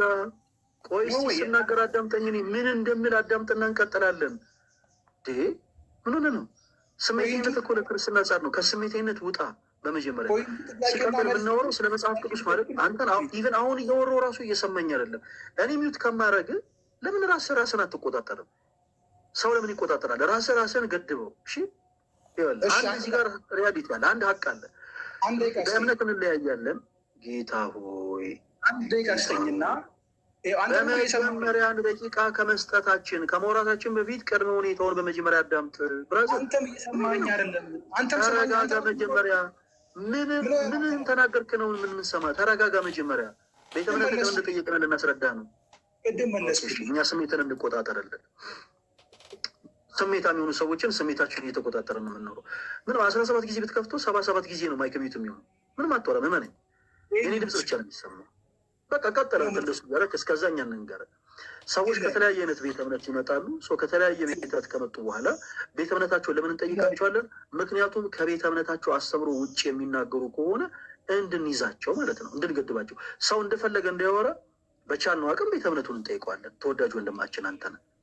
ስለዚህ አንተ መወያየት የምትፈልግ ከሆነ ይሄ የባት ቤት አይደለም። እሺ፣ እዚህ ጋር ልጥ ለማለት አትሞክር። ምን ታደርጋለህ መሰለህ? በመጀመሪያ ቤተ እምነትን ትናገራለህ። ቤተ እምነትን ከተናገርክ በኋላ ይሄው እኛለን ይሄ ትምህርቱ ኦርቶዶክስ ቤተክርስቲያን ከመጽሐፍ ቅዱስ ውጭ ነው የምትለውን በአጠቃላይ ታነሳና በደንብ አድርገን በመጽሐፍ ማስረጃ እናወራለን። እሺ ተወዳጅ ወንድማችን አንተነህ አሁን የመጨረሻ እድል ነው የምሰጠህ። እሺ እዚህ ጋር መሞላፈጥ፣ እዚህ ጋር መለጠጥ አይቻልም። ቤተ እምነትን ትናገራለህ። ማንም የሚለማመጥ የለም። አንተ ቤተ እምነትን ተናገር፣ ካልተናገርክ ለእኛ ምንም የምትጨምርን የምቀንስልን ነገር የለም። ስለዚህ ስርዓትን ይዘህ የምትወያይ ከሆነ እድል እንሰጣለን። ካልሆነ ግን የመንደር ወሬ ያወራለሁ የምትል ከሆነ ግን እዛው ወደ መንደር። ለመጨረሻ ጊዜ እድል እሰጣለሁ። ከየት ቤተ እምነት ነው የመጣኸው? አንተነህ አንተ ማስለክ ነው ለእኔ እድል ትሰጠኝ። ፈለገ አትናቴዎስ ስለሆንኩ ሁላችሁ ማንነት ንገሩት፣ ጻፉት። ፈለገ አትናቴዎስ እያላችሁ ይኸውላችሁ ጋይዝ ወንድማችን ይሁን። ትልቁ ጥፋት ምንድን ነው መሰላችሁ? የበታችነት ስሜት ተሰምታችሁ አትምጡ ፕሊስ እባካችሁን። በቃ የበታችነት ስሜት የሚሰማው ሲሆንላችሁ ልክ እንደዚህ ነው። ቤተ እምነቱን እንኳን ለመናገር ይንተባተባል። ይኸውላችሁ ሰው እንዴት ቤተ እምነቱን ለመናገር ይንተባተባል? በቃ የበታችነት ስሜት የሚሰማችሁ ከሆነ አትግቡ ወዳጃችን። ለምሳሌ አንተ እዚህ ላይ ገብተህ ቤተ እምነትን ተናገርክ አልተናገርክ ለእኔ ምን ሊጨምርልኝ? ለእኔ ምን ሊቀንስልኝ? ውይ በእናት አረ ቤተ እምነት እንገራለን በእናት ምናምን ብለን አልናገርም ስትል ወይኔ ምን ሊቀርብን እንዴ? ተው እንጂ እዚህ ጋር ሌላ ፊልም አትስሩ ጋይስ። ይኸውላችሁ ፕሮቴስታንቶች ወንድሞቻችን ስትመጡ ቤተ እምነታችሁን የምንጠይቃችሁ ቅድም እንዳልናችሁ አንድ ሰው ለምሳሌ መጥቶ ኦርቶዶክስ ቤተክርስቲያን የትምህርቷ ከመጽሐፍ ቅዱስ ውጭ ነው ሲለን መልካም እሺ አንተስ ቤተ እምነት ከየት ነው እንለዋለን። ለምንድን ለምሳሌ ቅድም የገባ ወንድማችን ምሳሌ ነው።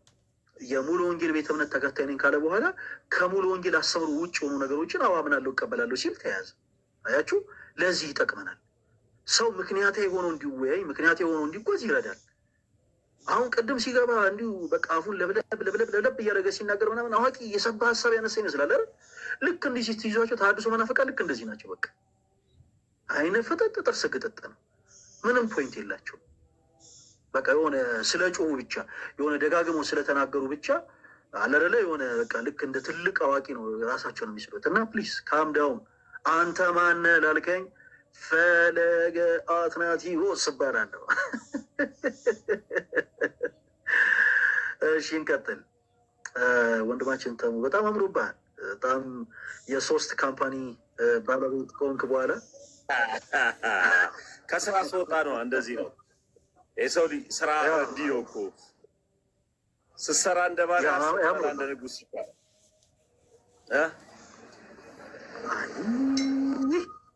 ጉዳችን ነው በቃ ጉዳችን ነው። አሁን በእናትህ አንድ ቆንጆ ጴንጤ ያስገባልኝ እስኪ ልወያይ።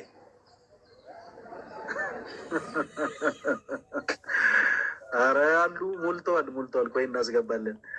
እሺ ማኑ የሚለው እዮብ የሚል አካውንት ልደት አለ። ለትሻ ቀጥል እስቲ አለን። እዮብ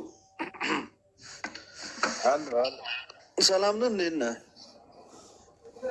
አለ እንዴት ነው? እግዚአብሔር ይመስገን። ከየት ቤተ እምነት ነው የመጣው? ወንጌላውያን የሚባል ሃይማኖት የለም፣ ግን ቤተ እምነት የት ነው? ድምፅ ደግሞ አለ አንተ ጋር ይሸራከበል ካለበት ቦታ። አሁንስ ይሻላል። የት ነው ህብረት የምታደርገው እያልኩ ነው። ቃልዎት ነው የማደርገው። ቃልዎት ነው የምታደርገው? ኦርቶዶክስ ቤተክርስቲያን ከመጽሐፍ ቅዱስ ውጭ ይህን ትምህርት ታስተምራለች ብለህ የምታስብ ከሆነ የምታምን ከሆነ ጥቅስ ጠቅሰህ እስኪ ንገረን።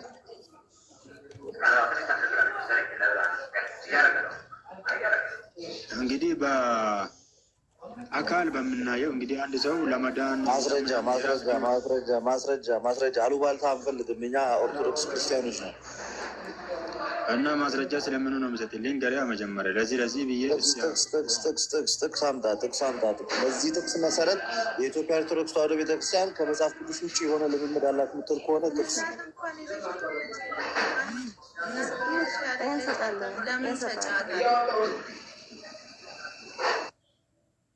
በጣም ድምፅ አለ እሱ ጋር። በስመ አብ ፈለግ ኃይለኛ ድምፅ።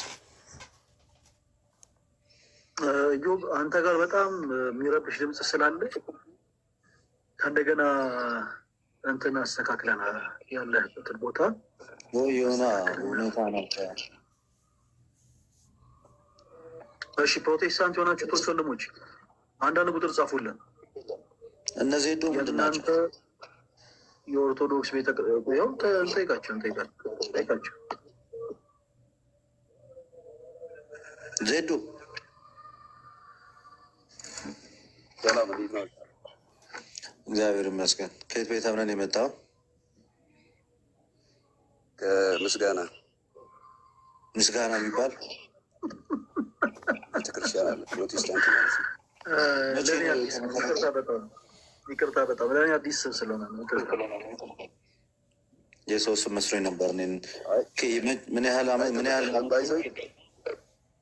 ከእናንተ የማይጠበቅ ነገር ባትናገሩ ብዙ ሰው ስላለ መልካም ነው። ምስጋና ቸርች ይታወቃል። እውነት እግዚአብሔርን ይኸው ዜዱ በጣም ይቅርታ። ስለ እውነት እኔ ስለማላውቅ ነው። ምስጋና ስትል ኤክስፔክት ያላረኩት ስም ስለሆነ ነው ፈገግ ያልኩት። ይቅርታ በጣም ይቅርታ ይደረግ። ከተመሰረተ ስንት ጊዜ ሆነ?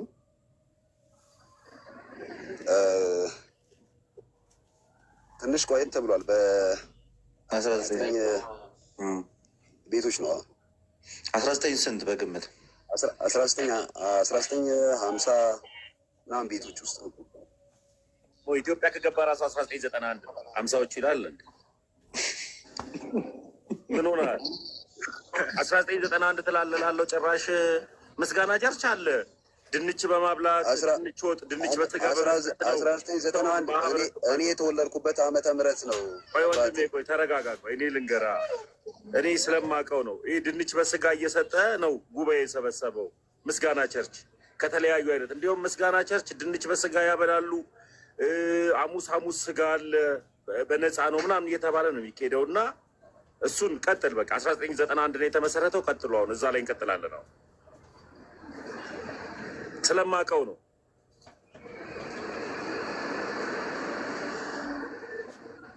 ዜዶ ተግባባን። ሚዩት አድርጎ ቀረኩ። ድንቹን እየበላ ነው እንዴ? ጠፋ ሰውዬው። ዜድዬ አባቴ የልጅ ድምፅ ስላለ ነው ሚዩት ያደረኩት። ይሄ ከእናንተ ማይጠበቅ ንግግር ባታወሩ መልካም ነው። እና ወደ ጥያቄ መሄድ ትችላለህ።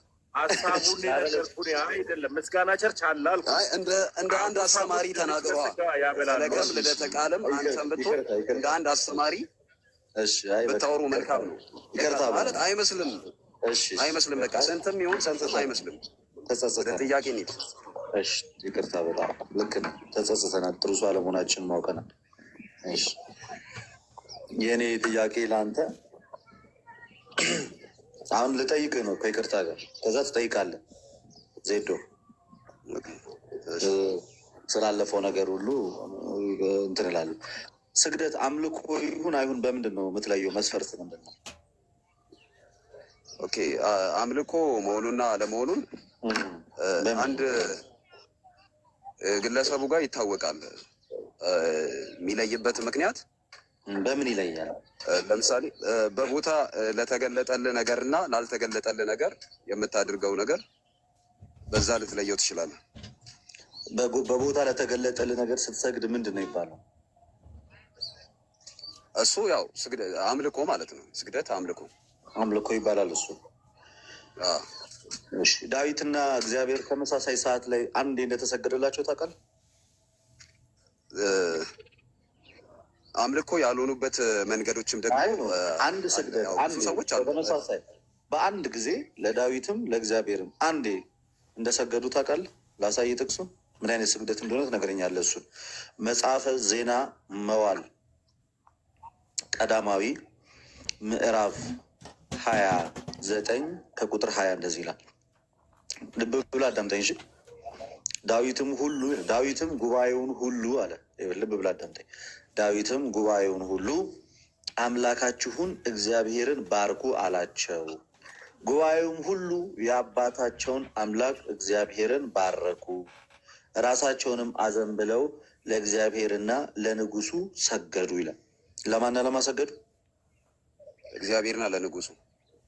የትኛው ነው አምልኮ? የትኛው ነው የጸጋ ስግደት? ኦኬ አሁን እዚህ ጋር ልብ ስር በጣም ወሳኝ የሆነ ሚና አለ ማለት ነው። እዚህ ጋር አሁን ለሰው የምታደርገውና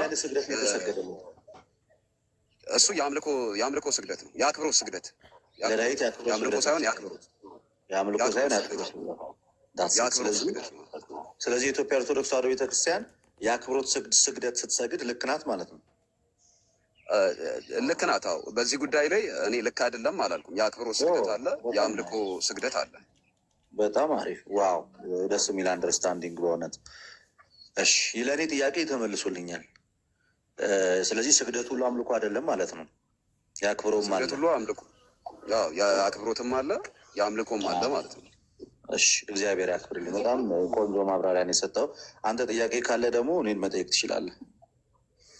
ኦኬ እሺ፣ የእኔ ጥያቄ አሁን ቅድም እንዳልኩ ለተገለጠልህ ነገር ያው ለባሪያው ዳዊትም እዚህ ጋር ባመጣኸው ላይ ሲሰግዱ በሰዓቱ የተገለጠ ሰው ነው እና የአክብሮት ስግደት ሰጠውታል። አሁን ለመላእክት እና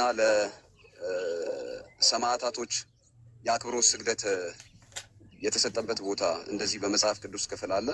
ላልተገለጠልህ ነገር የአክብሮት ስግደትም ይሁን የአክብሮት ስግደትን ስለማምንበት እንደዚህ ሰማዕታት ለሆኑ ሰዎች እና ለመላእክት ላልተገለጠ ነገር የሰገዱ ሐዋርያቶች ወይም ደግሞ ነቢያቶች አሉ። ያልገባኝ ነገር እዚህ ጋር ነው። እሺ ጥሩ ጥያቄ የጠየቀው ዜዶ። ግን አንድ ነገር እዚህ ጋር የምነግርህ ምን መሰለህ፣ ስግደት ለመስገድ መገለጥ እና አለመገለጥ የትም ቦታ ላይ ጠይቆ አያውቅም። መጽሐፍ ቅዱስ ላይ የትኛውም ቦታ ለምሳሌ አንተ ለእግዚአብሔር ስትሰግድ ተገልጦልህ ነው? የትም ሰዓት ላይ እግዚአብሔር አይገለጥልህ ስትሰግድ። መጽሐፍ ቅዱስ ልመጣልህ ነው በእውነትና በመንፈስ ስለሚል።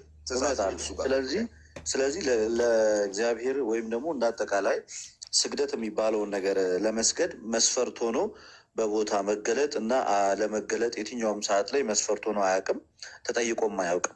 ግን እንደ አጋጣሚ ሆኖ መጽሐፍ ቅዱስ ላይ የምናያቸው አብዛኞቹ ታሪኮች ለዳዊት የተሰገደለት እዛው ከነሱ ጋር በአካል ስለነበረ ነው። ስለዚህ እንደዛ ለዳዊት በአካል ስለተገኘ ተሰገደለት ማለት ለሌሎቹ በአካል ካልተገኙ አይሰገድላቸው ማለት አይደለም። እኛ በቤተ ክርስቲያን ውስጥ ለአንተ ለጠየቀው ጥያቄ በሐዲስ ኪዳን አድርጌ ልመልስልን። ከእኛ ጋር እንዳሉ በምን አይነት ሁኔታ ውስጥ ከእኛ ጋር እንዳሉ እና ከእኛ ጋር እንዳሉ አምነ እንዴት እንደምንሰግድላቸው ላሳይ። የአክብሮቱን ስግደት ማለት ነው። ተከታተለኝ። አንደኛ ቆሮንቶስ ላይ እየሄድኩልህ ነው። አንደኛ ቆሮንቶስ ምዕራፍ 13 ክርስቶስ ኢየሱስ ቤተክርስቲያንን መስርቷል አይደለ? በአዲስ ኪዳን ዘይዶ እና እኛ ደግሞ ያመን ክርስቲያኖች ደግሞ ወደዚያች ቤተክርስቲያን ውስጥ እንጨመራለን አይደለ? እንጨመራለን እና ሁላችንም ደግሞ ብልቶች ሆነን አካል ከተባለችው ቤተክርስቲያን ጋር እንገናኛለን አይደለ? ኮኔክት እናደርጋለን። በጣም ዜዶ ጥሩ። ከዛ ሐዋርያ ጳውሎስ ምን አለ መሰለህ? አንደኛ ቆሮንቶስ ምዕራፍ 13 ቁጥር 12 ላይ ይቅርታ፣ ሁለተኛ ቆሮንቶስ ማለት ነው። አም ሶሪ፣ እሺ፣ ሁለተኛ ቆሮንቶስ ነው ተካተት። አም ሶሪ፣ አንድ ቀይ ምዕራፍ 12 ከቁጥር 13 ምዕራፍ 12 ነው። አንደኛ ቆሮንቶስ ምዕራፍ 12 ከቁጥር 13 አይሁድም ብንሆን የግሪክ ሰዎች ብንሆን ባሮችም ብንሆን ጨዋዎችም ብንሆን እኛ ሁላችን በአንድ መንፈስ አንድ አካል እንደሆንን ተጠምቀናልና። ስለዚህ የተጠመቅነው በአንድ መንፈስ ስንት አካል ልንሆን ነው? አንድ አካል። ስለዚህ አንድ አካል ሁላችን አንዱን መንፈስ ጠጥተናል። ስለዚህ ስንት መንፈስ ጠጥተናል? አንድ መንፈስ። አካል ብዙ ብልቶች እንጂ አንድ ብልት አይደለምና እኛ ብልቶች ሆነን ከአካሉ ጋር ተጋጥመናል። አልተጋጠምንም? ተጋጥመናል። ስለዚህ ከተጋጠምንና ሁላችን በአንድ መንፈስ አንድ ጥምቀት ተጠምቀን አንድ ከሆንን እና ወደ አንዲቷ ቤተክርስቲያን ውስጥ ከተጨመርን እና በክርስቶስ ኢየሱስ ከተሳሰርን ለመስገድ ጳውሎስ ለእኔ በአካል መገለጥ ሳይሆን የሚጠበቅበት እኔ ለጳውሎስ የጸጋ ስግደት ወይ የአክብሮት ስግደት ለመስገድ ክርስቲያኖኜ ጳውሎስ በተጨመረባት በሐዋርያዊት ቤተክርስቲያን መግባት ነው የሚጠበቅብኝ። ስለዚህ እኔ ቤተክርስቲያን ውስጥ ስሆን እኔ ለምሳሌ ዛሬ ከጳውሎስ ጋር ህብረት እያደረኩ ነው። እኔና ጳውሎስ አሁን ተሳስረናል በመንፈስ በማን? በክርስቶስ ኢየሱስ በአንዲቷ ጥምቀት። ስለዚህ ቤተክርስቲያን ውስጥ ሆኜ የምሰግደው ስግደት ሐዋርያው ጳውሎስን በልቦናዬ አስቤ ለምሳሌ ብሰግድ ያንን አክብሬው ጳውሎስን ስሙን ጠርቼ አክብሬ ለጳውሎስ ብሰግድ እየሰገድኩ ያለሁት ጳውሎስ በአካል የግድ እንደዚህ ሊትራሊ ተገልጾልኝ ሳይሆን ከእሱ ጋር እኮ አንድ ብልት ሆነን ከአካሉ ጋር ስለተጋጠምን እና አንዱን የጌታ የኢየሱስ ክርስቶስን ቅዱስ ሥጋውና ክቡር ደሙን ስለተቀበልን እና በአንዲት ቤተክርስቲያን ውስጥ ስላለን እኔና ጳውሎስ አንድ ነን። በቦታ ርቀት ውስጥ እንኳን ብንሆን በአንዲት ጌታ ቤተክርስቲያን ውስጥ ነን ማለት ነው። ኦኬ፣ አሁን በአስተምሮ ደረጃ ይህንን ልቀበለ ይችላል። ግን ቀድሞ የነበሩ ሰማዕታቶችም ይሁን ማለት ያው በመጽሐፍ ቅዱስ ውስጥ ካሉት ሐዋርያቶችም ይሁን ነቢያት ቀድሞ የተሰዉ ያለፉ አሉና እንደዚህ ያደረጉ አሉ። እንግዲህ መጽሐፍ ቅዱስ የተጻፈልን እንደምታውቀው በአካል በነበሩ ሰዎች አይደለ? ዜዶ ቦታ ላይ የነበሩ ሰዎች አይደለ የጻፉልን? በአካል የነበሩ በቦታ ሰዎች። ስለዚህ በአካል የነበሩ እነዛው ቅዱሳን በምድር እየተመላለሱ እስከሆነ ድረስ እንደዚህ አይነት ክስተት ይከሰታል ብለን መጠበቅ አንችልም። ለምን መሰለ? እነሱ በሕይወተ ሥጋ በነበሩበት ሰዓት ላይ ስለሆነ ሲሰገድላቸውም እዛው ፊት ለፊት አለ። እኛ ግን መጽሐፉ እጃችን ላይ ሲደርስ እነሱ ከጻፉት ከብዙ ሺህ ዓመት በኋላ አይደለም። ስለዚህ እነሱ ልናገኛቸው የምንችለው እዛ መጽሐፍ ውስጥ በተደረሰው ድርሰት አይደለም። ቅድስናቸውን የሚያምን ነው እዛ መጽሐፍ ላይ ስላሉ አይደለም። ስለዚህ እኛ የግድ እንደነሱ ለመስገድ በአካል ከነሱ ጋር መገኘት ሳይሆን የሚጠበቅብን በመንፈስ በክርስቶስ ኢየሱስ አንድ መሆን ነው የሚጠበቅብን። ዜዶ እሺ፣ ይሄ ለእኔ በአስተምሮ ደረጃ ልውሰደው። ወደ ሌላ ጥያቄ ምናልባት የምትችል ካለ አይ በቃ እዚህ ጋር እኔ በአስተምሮ ደረጃ ይህንን እወስደዋለሁ። እሺ ዜዶ አሪፍ። ምን መሰለ ዜዶ፣ አሁን በመሰረቱ ይሄ የስግደት ጉዳይ ያን ያህል ቤዚካሊ እሹ ሆኖ አይደለም። ለመረዳዳት እና እንደው አንደርስታንዲንግ ላይ ለመድረስ አብዛኛውን ጊዜ ከኛ ቤተ እምነት ውጭ የሆኑ ሰዎች ትልቅ ቦትን ላይ ከሚሆንባቸው ወደ ቤተክርስቲያን ለማየት ሆነ ለመመልከት ይሄ ስግደት የሚለው ነገር ነው እና እውነቱን ስንነግራችሁ በፍርሃት እና በመንቀጥቀጥ ሆነን የምንሰግደው ለአንዱ አምላክ ለክርስቶስ ኢየሱስ ነው። ዓለማትን የፈጠርክ ጌታ ፈጥረህ የምታበላ ሰዎችንም ከሞት ወደ ሕይወት ያመጣ በኋለኛው ዘመንም ወደ እኛ የምትመጣ ወደ አንተም የምትወስድን አንተ ነህ የፍጥረታት ባለቤት እያለን የምንሰግደው ለእግዚአብሔር እንደሆነ በጣም ግልጽ መሆን መቻል አለብን። ግን እንደው መሰረታዊ በሆኑ ጉዳዮች ላይ ኢትዮጵያ ኦርቶዶክስ ቤተክርስቲያን ጥያቄ ያለ ወይ? ለምሳሌ በመዳን ጉዳይ፣ በኢየሱስ ክርስቶስ ጉዳይ ላይ ኦኬ፣ በነገረ ድህነት ላይም አለ። ይሄ አሁን ቀደም ወንድማችንም ገብቶ አምልኮ ሁሉ ስግደት ነው የሚል አይነት ነገር አመለካከት ሲናገር እኔ ደግሞ በውስጥ እያስቀመጥኩልህ ነበረ። እንደዛ ብዬ አላምንም። ያለውን ነገር በዚህ ከጨረስን ነገረ ድህነት ላይ እኔ ያለኝ ጥያቄ ምንድን ነው? አብዛኛው ጊዜ ከአምስቱ ሶላ ቪዲዮዎች ውስጥ እምነት ብቻ የሚል ያው ሁሉም ያው እምነት ብቻ፣ ስግደት ብቻ፣ ስግደት ክብር ለእግዚአብሔር ብቻ የሚል አይነት ብቻ የሚሉ ብዙ ነገሮች አሉና አምስት ብቻ መጀመሪያው እምነት ብቻ አስተምሮት እምነት ብቻ የሚል ትክክለኛ አስተምሮ አይደለም ተብሎ ይነገራል። እና የመጀመሪያው ጳውሎስ የሚናገረው አስተምሮ እና ያዕቆብ የሚናገረው መልእክት አይጋጭም ወይ? አብዛኛው ጊዜ ጳውሎስ እዚህ ጋር ጸጋው በእምነት አድናችኋል ይላል እና ለድነታችን የጨመርነው ነገር አለ ወይ? ብቻ ላንን የቻልንበት ምንድን ነው የሚል ነው። በጣም ጥሩ ጥያቄ ነው የጠየቀው። በነገራችን ላይ ኮር የሆነ ሀሳብ ነው ያነሳው። እንግዲህ በፕሮቴስታንቱ ዓለም እንደሚታወቁ 5 ብቻዎች አሉ። ከነዛ 5 ብቻዎች ውስጥ አንደኛው መጽሐፍ ቅዱስ ብቻ፣ እምነት ብቻ፣ ጸጋ ብቻ እያለ ይቀጥላል። ጳውሎስ ጸጋው በእምነት አድኗችኋል፣ ይሄም የእግዚአብሔር ስጦታ ነው እንጂ ከእናንተ አይደለም፣ ማንም እንደሚያካ ከስራ አይደለም ይላል። በምን መልእክቱ ላይ? በኤፌሶን መልእክቱ ምዕራፍ 2:8 ላይ 8 ይህንን ይናገራል። እንደገና ደግሞ የጌታ ሐዋርያ ወይም የጌታ ወንድም ተብሎ በተለምዶ የሚጠራው ያዕቆብ ደግሞ በያዕቆብ መልእክት ምዕራፍ 2 ከቁጥር 24 ላይ ደግሞ ሰው በእምነት ብቻ ሳይሆን በስራ እንዲጸድቅ ታያላችሁ ብሎ ደግሞ ሲናገር እንመለከታለን። ታዲያ እነዚህ ሁለቱ ታዲያ እንትን የላቸውም ወይ? ግጭት የላቸውም ወይ? የላቸው። እንዴት እንደሆነ ላሳያችሁ። እንግዲህ እንደምታውቁት ሁላችንም በአዳም ምክንያት ሙታን ሆነን የሞተውን አዳም ለብሰናል አይደለ? ያንን ሙት የሆነውን የክርስቶስ የአዳምን ማንነት ለብሰናል እና ሙት በመሆናችን ምክንያት ሞት ወደ ሁላችን መጥቷል እና በራሳችን ኃይልና በራሳችን ጸጋ ከዛ ነገር መውጣት አልቻልንም እና ከዛ ነገር መውጣት ባለመቻላችን ምክንያት ሞት አሸንፎን የሞት ባሪያ ሆነን ቀጥለናል እና እንደዛ የሞት ባሪያ ሆነን በቀጠልንበት ሁኔታ ውስጥ እያለን ክርስቶስ ኢየሱስ ከእግዚአብሔር አብ ተልኮ ወደኛ መጣና ያለ ስራ ሁላችንንም ከሞት ወደ ሕይወት ከጨለማ ወደ ብርሃን አመጣን። ይሄ ኢኒሻል ሳሊቬሽን ወይንም ሰዎች ሁሉ በማመን በጸጋ በሚስጥራት በኩል የሚቀበሉት መዳን ነው። እዚህ ላይ ማንኛውም ሰው የራሱን ስራ ጨምሮ እዛ የመስቀሉ ስራ ላይ አዋጥቶ መዳንን መካፈል የሚችል አንድም ሰው የለም። በዚህም ደግሞ የኢትዮጵያ ኦርቶዶክስ ተዋሕዶ ቤተክርስቲያን ጸጋው በእምነት አድኖናል፣ ያለ ስራችን የእግዚአብሔር ልጆች ሆናል ብለን እናምናለን። ይህ በጣም ክሊር ነው። ኦኬ፣ ታዲያ ክርስትና የእግዚአብሔር ልጅ በመሆን ብቻ የሚቆም ነገር ነው ወይ? ኖ፣ አይደለም። ታዲያ ያዕቆብ የተናገረው ምንድን ነው? ኖ፣ ያዕቆብ ጋር ከመሄዳችን በፊት ራሱ ቅዱስ ጳውሎስ ራሱ ጸጋው በእምነት አድኗቸዋል፣ ይህም የእግዚአብሔር ስጦታ ነው እንጂ ከእናንተ አይደለም፣ ማንም እንዳይመካ ከስራ አይደለም ካለ በኋላ 2 ምዕራፎችን ዝቅ ብሎ እንደው ምን ብሎናል? በጸጋ ድነናል ማለት ያለ ስራ የእግዚአብሔር ልጆች ሆነናል። ከሞት ወደ ህይወት ስንመጣ በክርስቶስ ኢየሱስ የመስቀሉ ስራና ስራ ብቻ ነው እንጂ የሰው ልጆች ያንቧጡት ጾም፣ ጸሎት፣ ስግደት፣ ምጽዋት፣ ወጥቶ መውረድ፣ መነሳት፣ መቀመጥ የሚባል ነገር የለውም። ይሄ ለሁሉ በጸጋ የተሰጠ ነው። ሰዎች እዛ ላይ የእነሱ ተሳትፎ አምነው በጸጋ ያንን ድነት መቀበል ነው የሚለው መሰረታዊ እምነታችን ነው። ቀጠል ላለና ግን የእግዚአብሔር ልጅ ከሆንንስ በኋላ ጳውሎስ ቀጠል ብሎ ደግሞ ምን ብሎ ተናገረ? እኛ አለ ቁጥር 10 ላይ ልብ ብላ አዳምጠኝ ዜዱ ከያዕቆብ ጋር ላስታረቅን ነው። የእግዚአብሔር ልጅ ከሆንን በኋላ ከዳንን በኋላ ደግሞ ምን ይጠበቃል ከኛ የሚለውን ደግሞ ዝቅ ብሎ ምን አለ? እኛ ፍጥረቱ ነንና አለ እግዚአብሔር አስቀድሞ ያዘጋጀውን መልካሙን ስራ ለማድረግ በክርስቶስ ኢየሱስ ተፈጠርን አለ። ምኑን ለማድረግ? መልካሙን ስራ ለማድረግ በክርስቶስ ኢየሱስ ተፈጠርን። እኛ ምኑ ነንና? እኛ ፍጥረቱ ነንና።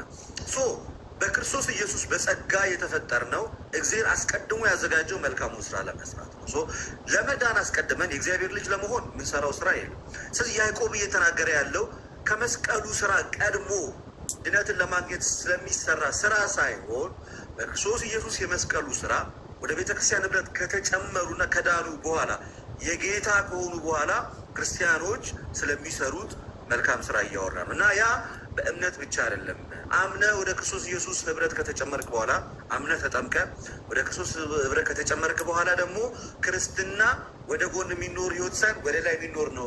እግዚአብሔርን በመምሰል ህይወት የሚታደግ ስለሆነ በእምነት ብቻ ሳይሆን ሰው በስራው እንዲጸድቅ ታያላችሁ ብሎ አብርሃም መጀመሪያ እግዚአብሔርን በእምነት አገኘው።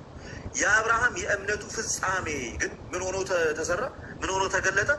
በስራው ተገለጠ። አብርሃም ልጁ ይስሐቅን በመሰዊያው ባቀረበ ጊዜ በስራው የጸደቀ አይደለም ምን ካለ በኋላ እምነቱ በስራ ምንን አገኘ ማለት ነው?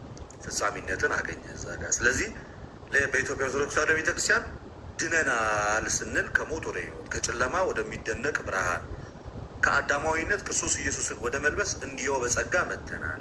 እየዳንን ነው ስንል ደግሞ ልክ ሐዋርያው ጳውሎስ በቲቶ መልእክቱ ምዕራፍ 3 ቁጥር 8 ላይ ምን ብሎ ይናገራል? ቃሉ የታመነ ነው አለ። በጣም እግዚአብሔርንም የሚያምኑት አለ በበጎ ስራ እንዲጸኑ አስረግጠ ነገራቸዋል። ምን እግዚአብሔርንም የሚያምኑት አለ። ስለዚህ አማኞች አማኞች ኦልሬዲ የእግዚአብሔር ልጆች ሆኗል በጸጋ። ስለዚህ ያለ ስራ የእግዚአብሔር ልጆች ሆኗል። በዚያም አማኝ ወይም ክርስቲያን ተብሎ ከዛ በኋላ እግዚአብሔርን የሚያምኑት በበጎ ስራ እንዲጸኑ አስረግጠ ንገራቸው ብሎ ሲናገር ልክ ያዕቆብ እየተናገረ ያለው አማኞች የእግዚአብሔር ልጅ ከሆኑ በኋላ አስረግጠ ንገራቸው እንዳለ ጳውሎስ፣ ያዕቆብም በስራ እምነታቸው ምን ሊል ይገባዋል? በስራ ሊገለጥ ይገባዋል። ጳውሎስ ለምንድን ነው በስራ መጽናት ወይም ደግሞ በበጎ ስራ መጽናት አለባቸው አስረግጠ ነገራቸው ላይ ያለው ለምንድን ነው? ቁጥር 14 ላይ አንዳንዶች ደግሞ አለ ፍሬ ቢሶች ሆኖ እንዳይቀሩ፣ አንዳንዶች ደግሞ ምን ፍሬ ቢሶች ሆኖ እንዳይቀሩ ፍሬ ሊያፈሩ የግድ ስለሚያስፈልጋል በበጎ ስራ መጽናት አለባቸው። ቁጥር 14 ላይ እዛው ክፍል ጳውሎስ ለይቶ ነው የሚናገረው። የሰው ልጆች በህግ ስራ መዳን አይችሉም። በቃ ሁላችንም ከህግ በላይ ከጸጋ በታች ነን። በህግ መተላለፍ ምክንያት በመጣብን ሞት በጸጋ ድነናል። በክርስቶስ ኢየሱስ በመስቀሉ ስራ ያለ ህግ ማለት ነው። ያለ ህግ የሰው ልጆችን ሊያጸድቃቸው ወደ ክርስቶስ ሊያመጣቸው አልቻለም። ሁለቱ ተጣልተው የነበሩትን እንኳን በመስቀሉ ደም ሰላም አድርጎ ያቀረባቸው ክርስቶስ ኢየሱስ ለመዳን ሲመጡ ህግ ያለው እስራኤላዊ እና ህግ የሌለው አህዛብ ዛሬ በክርስቶስ ኢየሱስ ፊት ጽድቅን የሚያገኘው በእምነት ነው። እስራኤላዊው ህግ አለኝ ብሎ ለእግዚአብሔር መንግስት ሊገባ አይችልም።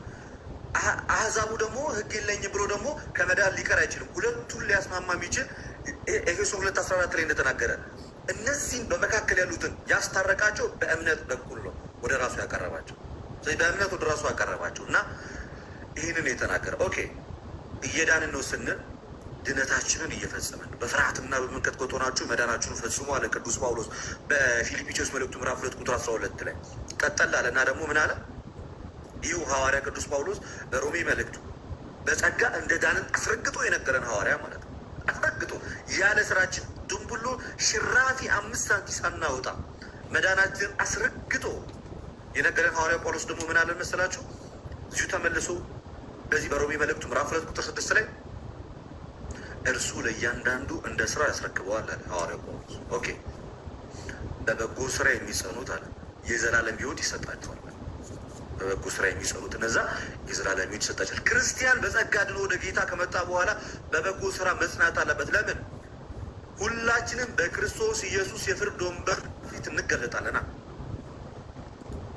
ክፉ እንዳደረገ መልካም ሁሉም በክርስቶስ ኢየሱስ የፍርድ ወንበር ፊት ይገለጣል። እዛን ሰዓት ላይ ሁሉም በክርስቶስ ኢየሱስ የፍርድ ወንበር ፊት ይዳኛል። ስለዚህ ድነናል ስንል በጸጋ እየዳንን ነው ስንል ድነታችን እየፈጸምን እንድናለን ስንል ደግሞ ጌታ ኢየሱስ ክርስቶስ ወደዚህ ይመጣል፣ እኛንም ወደ እርሱ ይወስድናል ብለን እናምናለን። ይሄ ነው የኦርቶዶክስ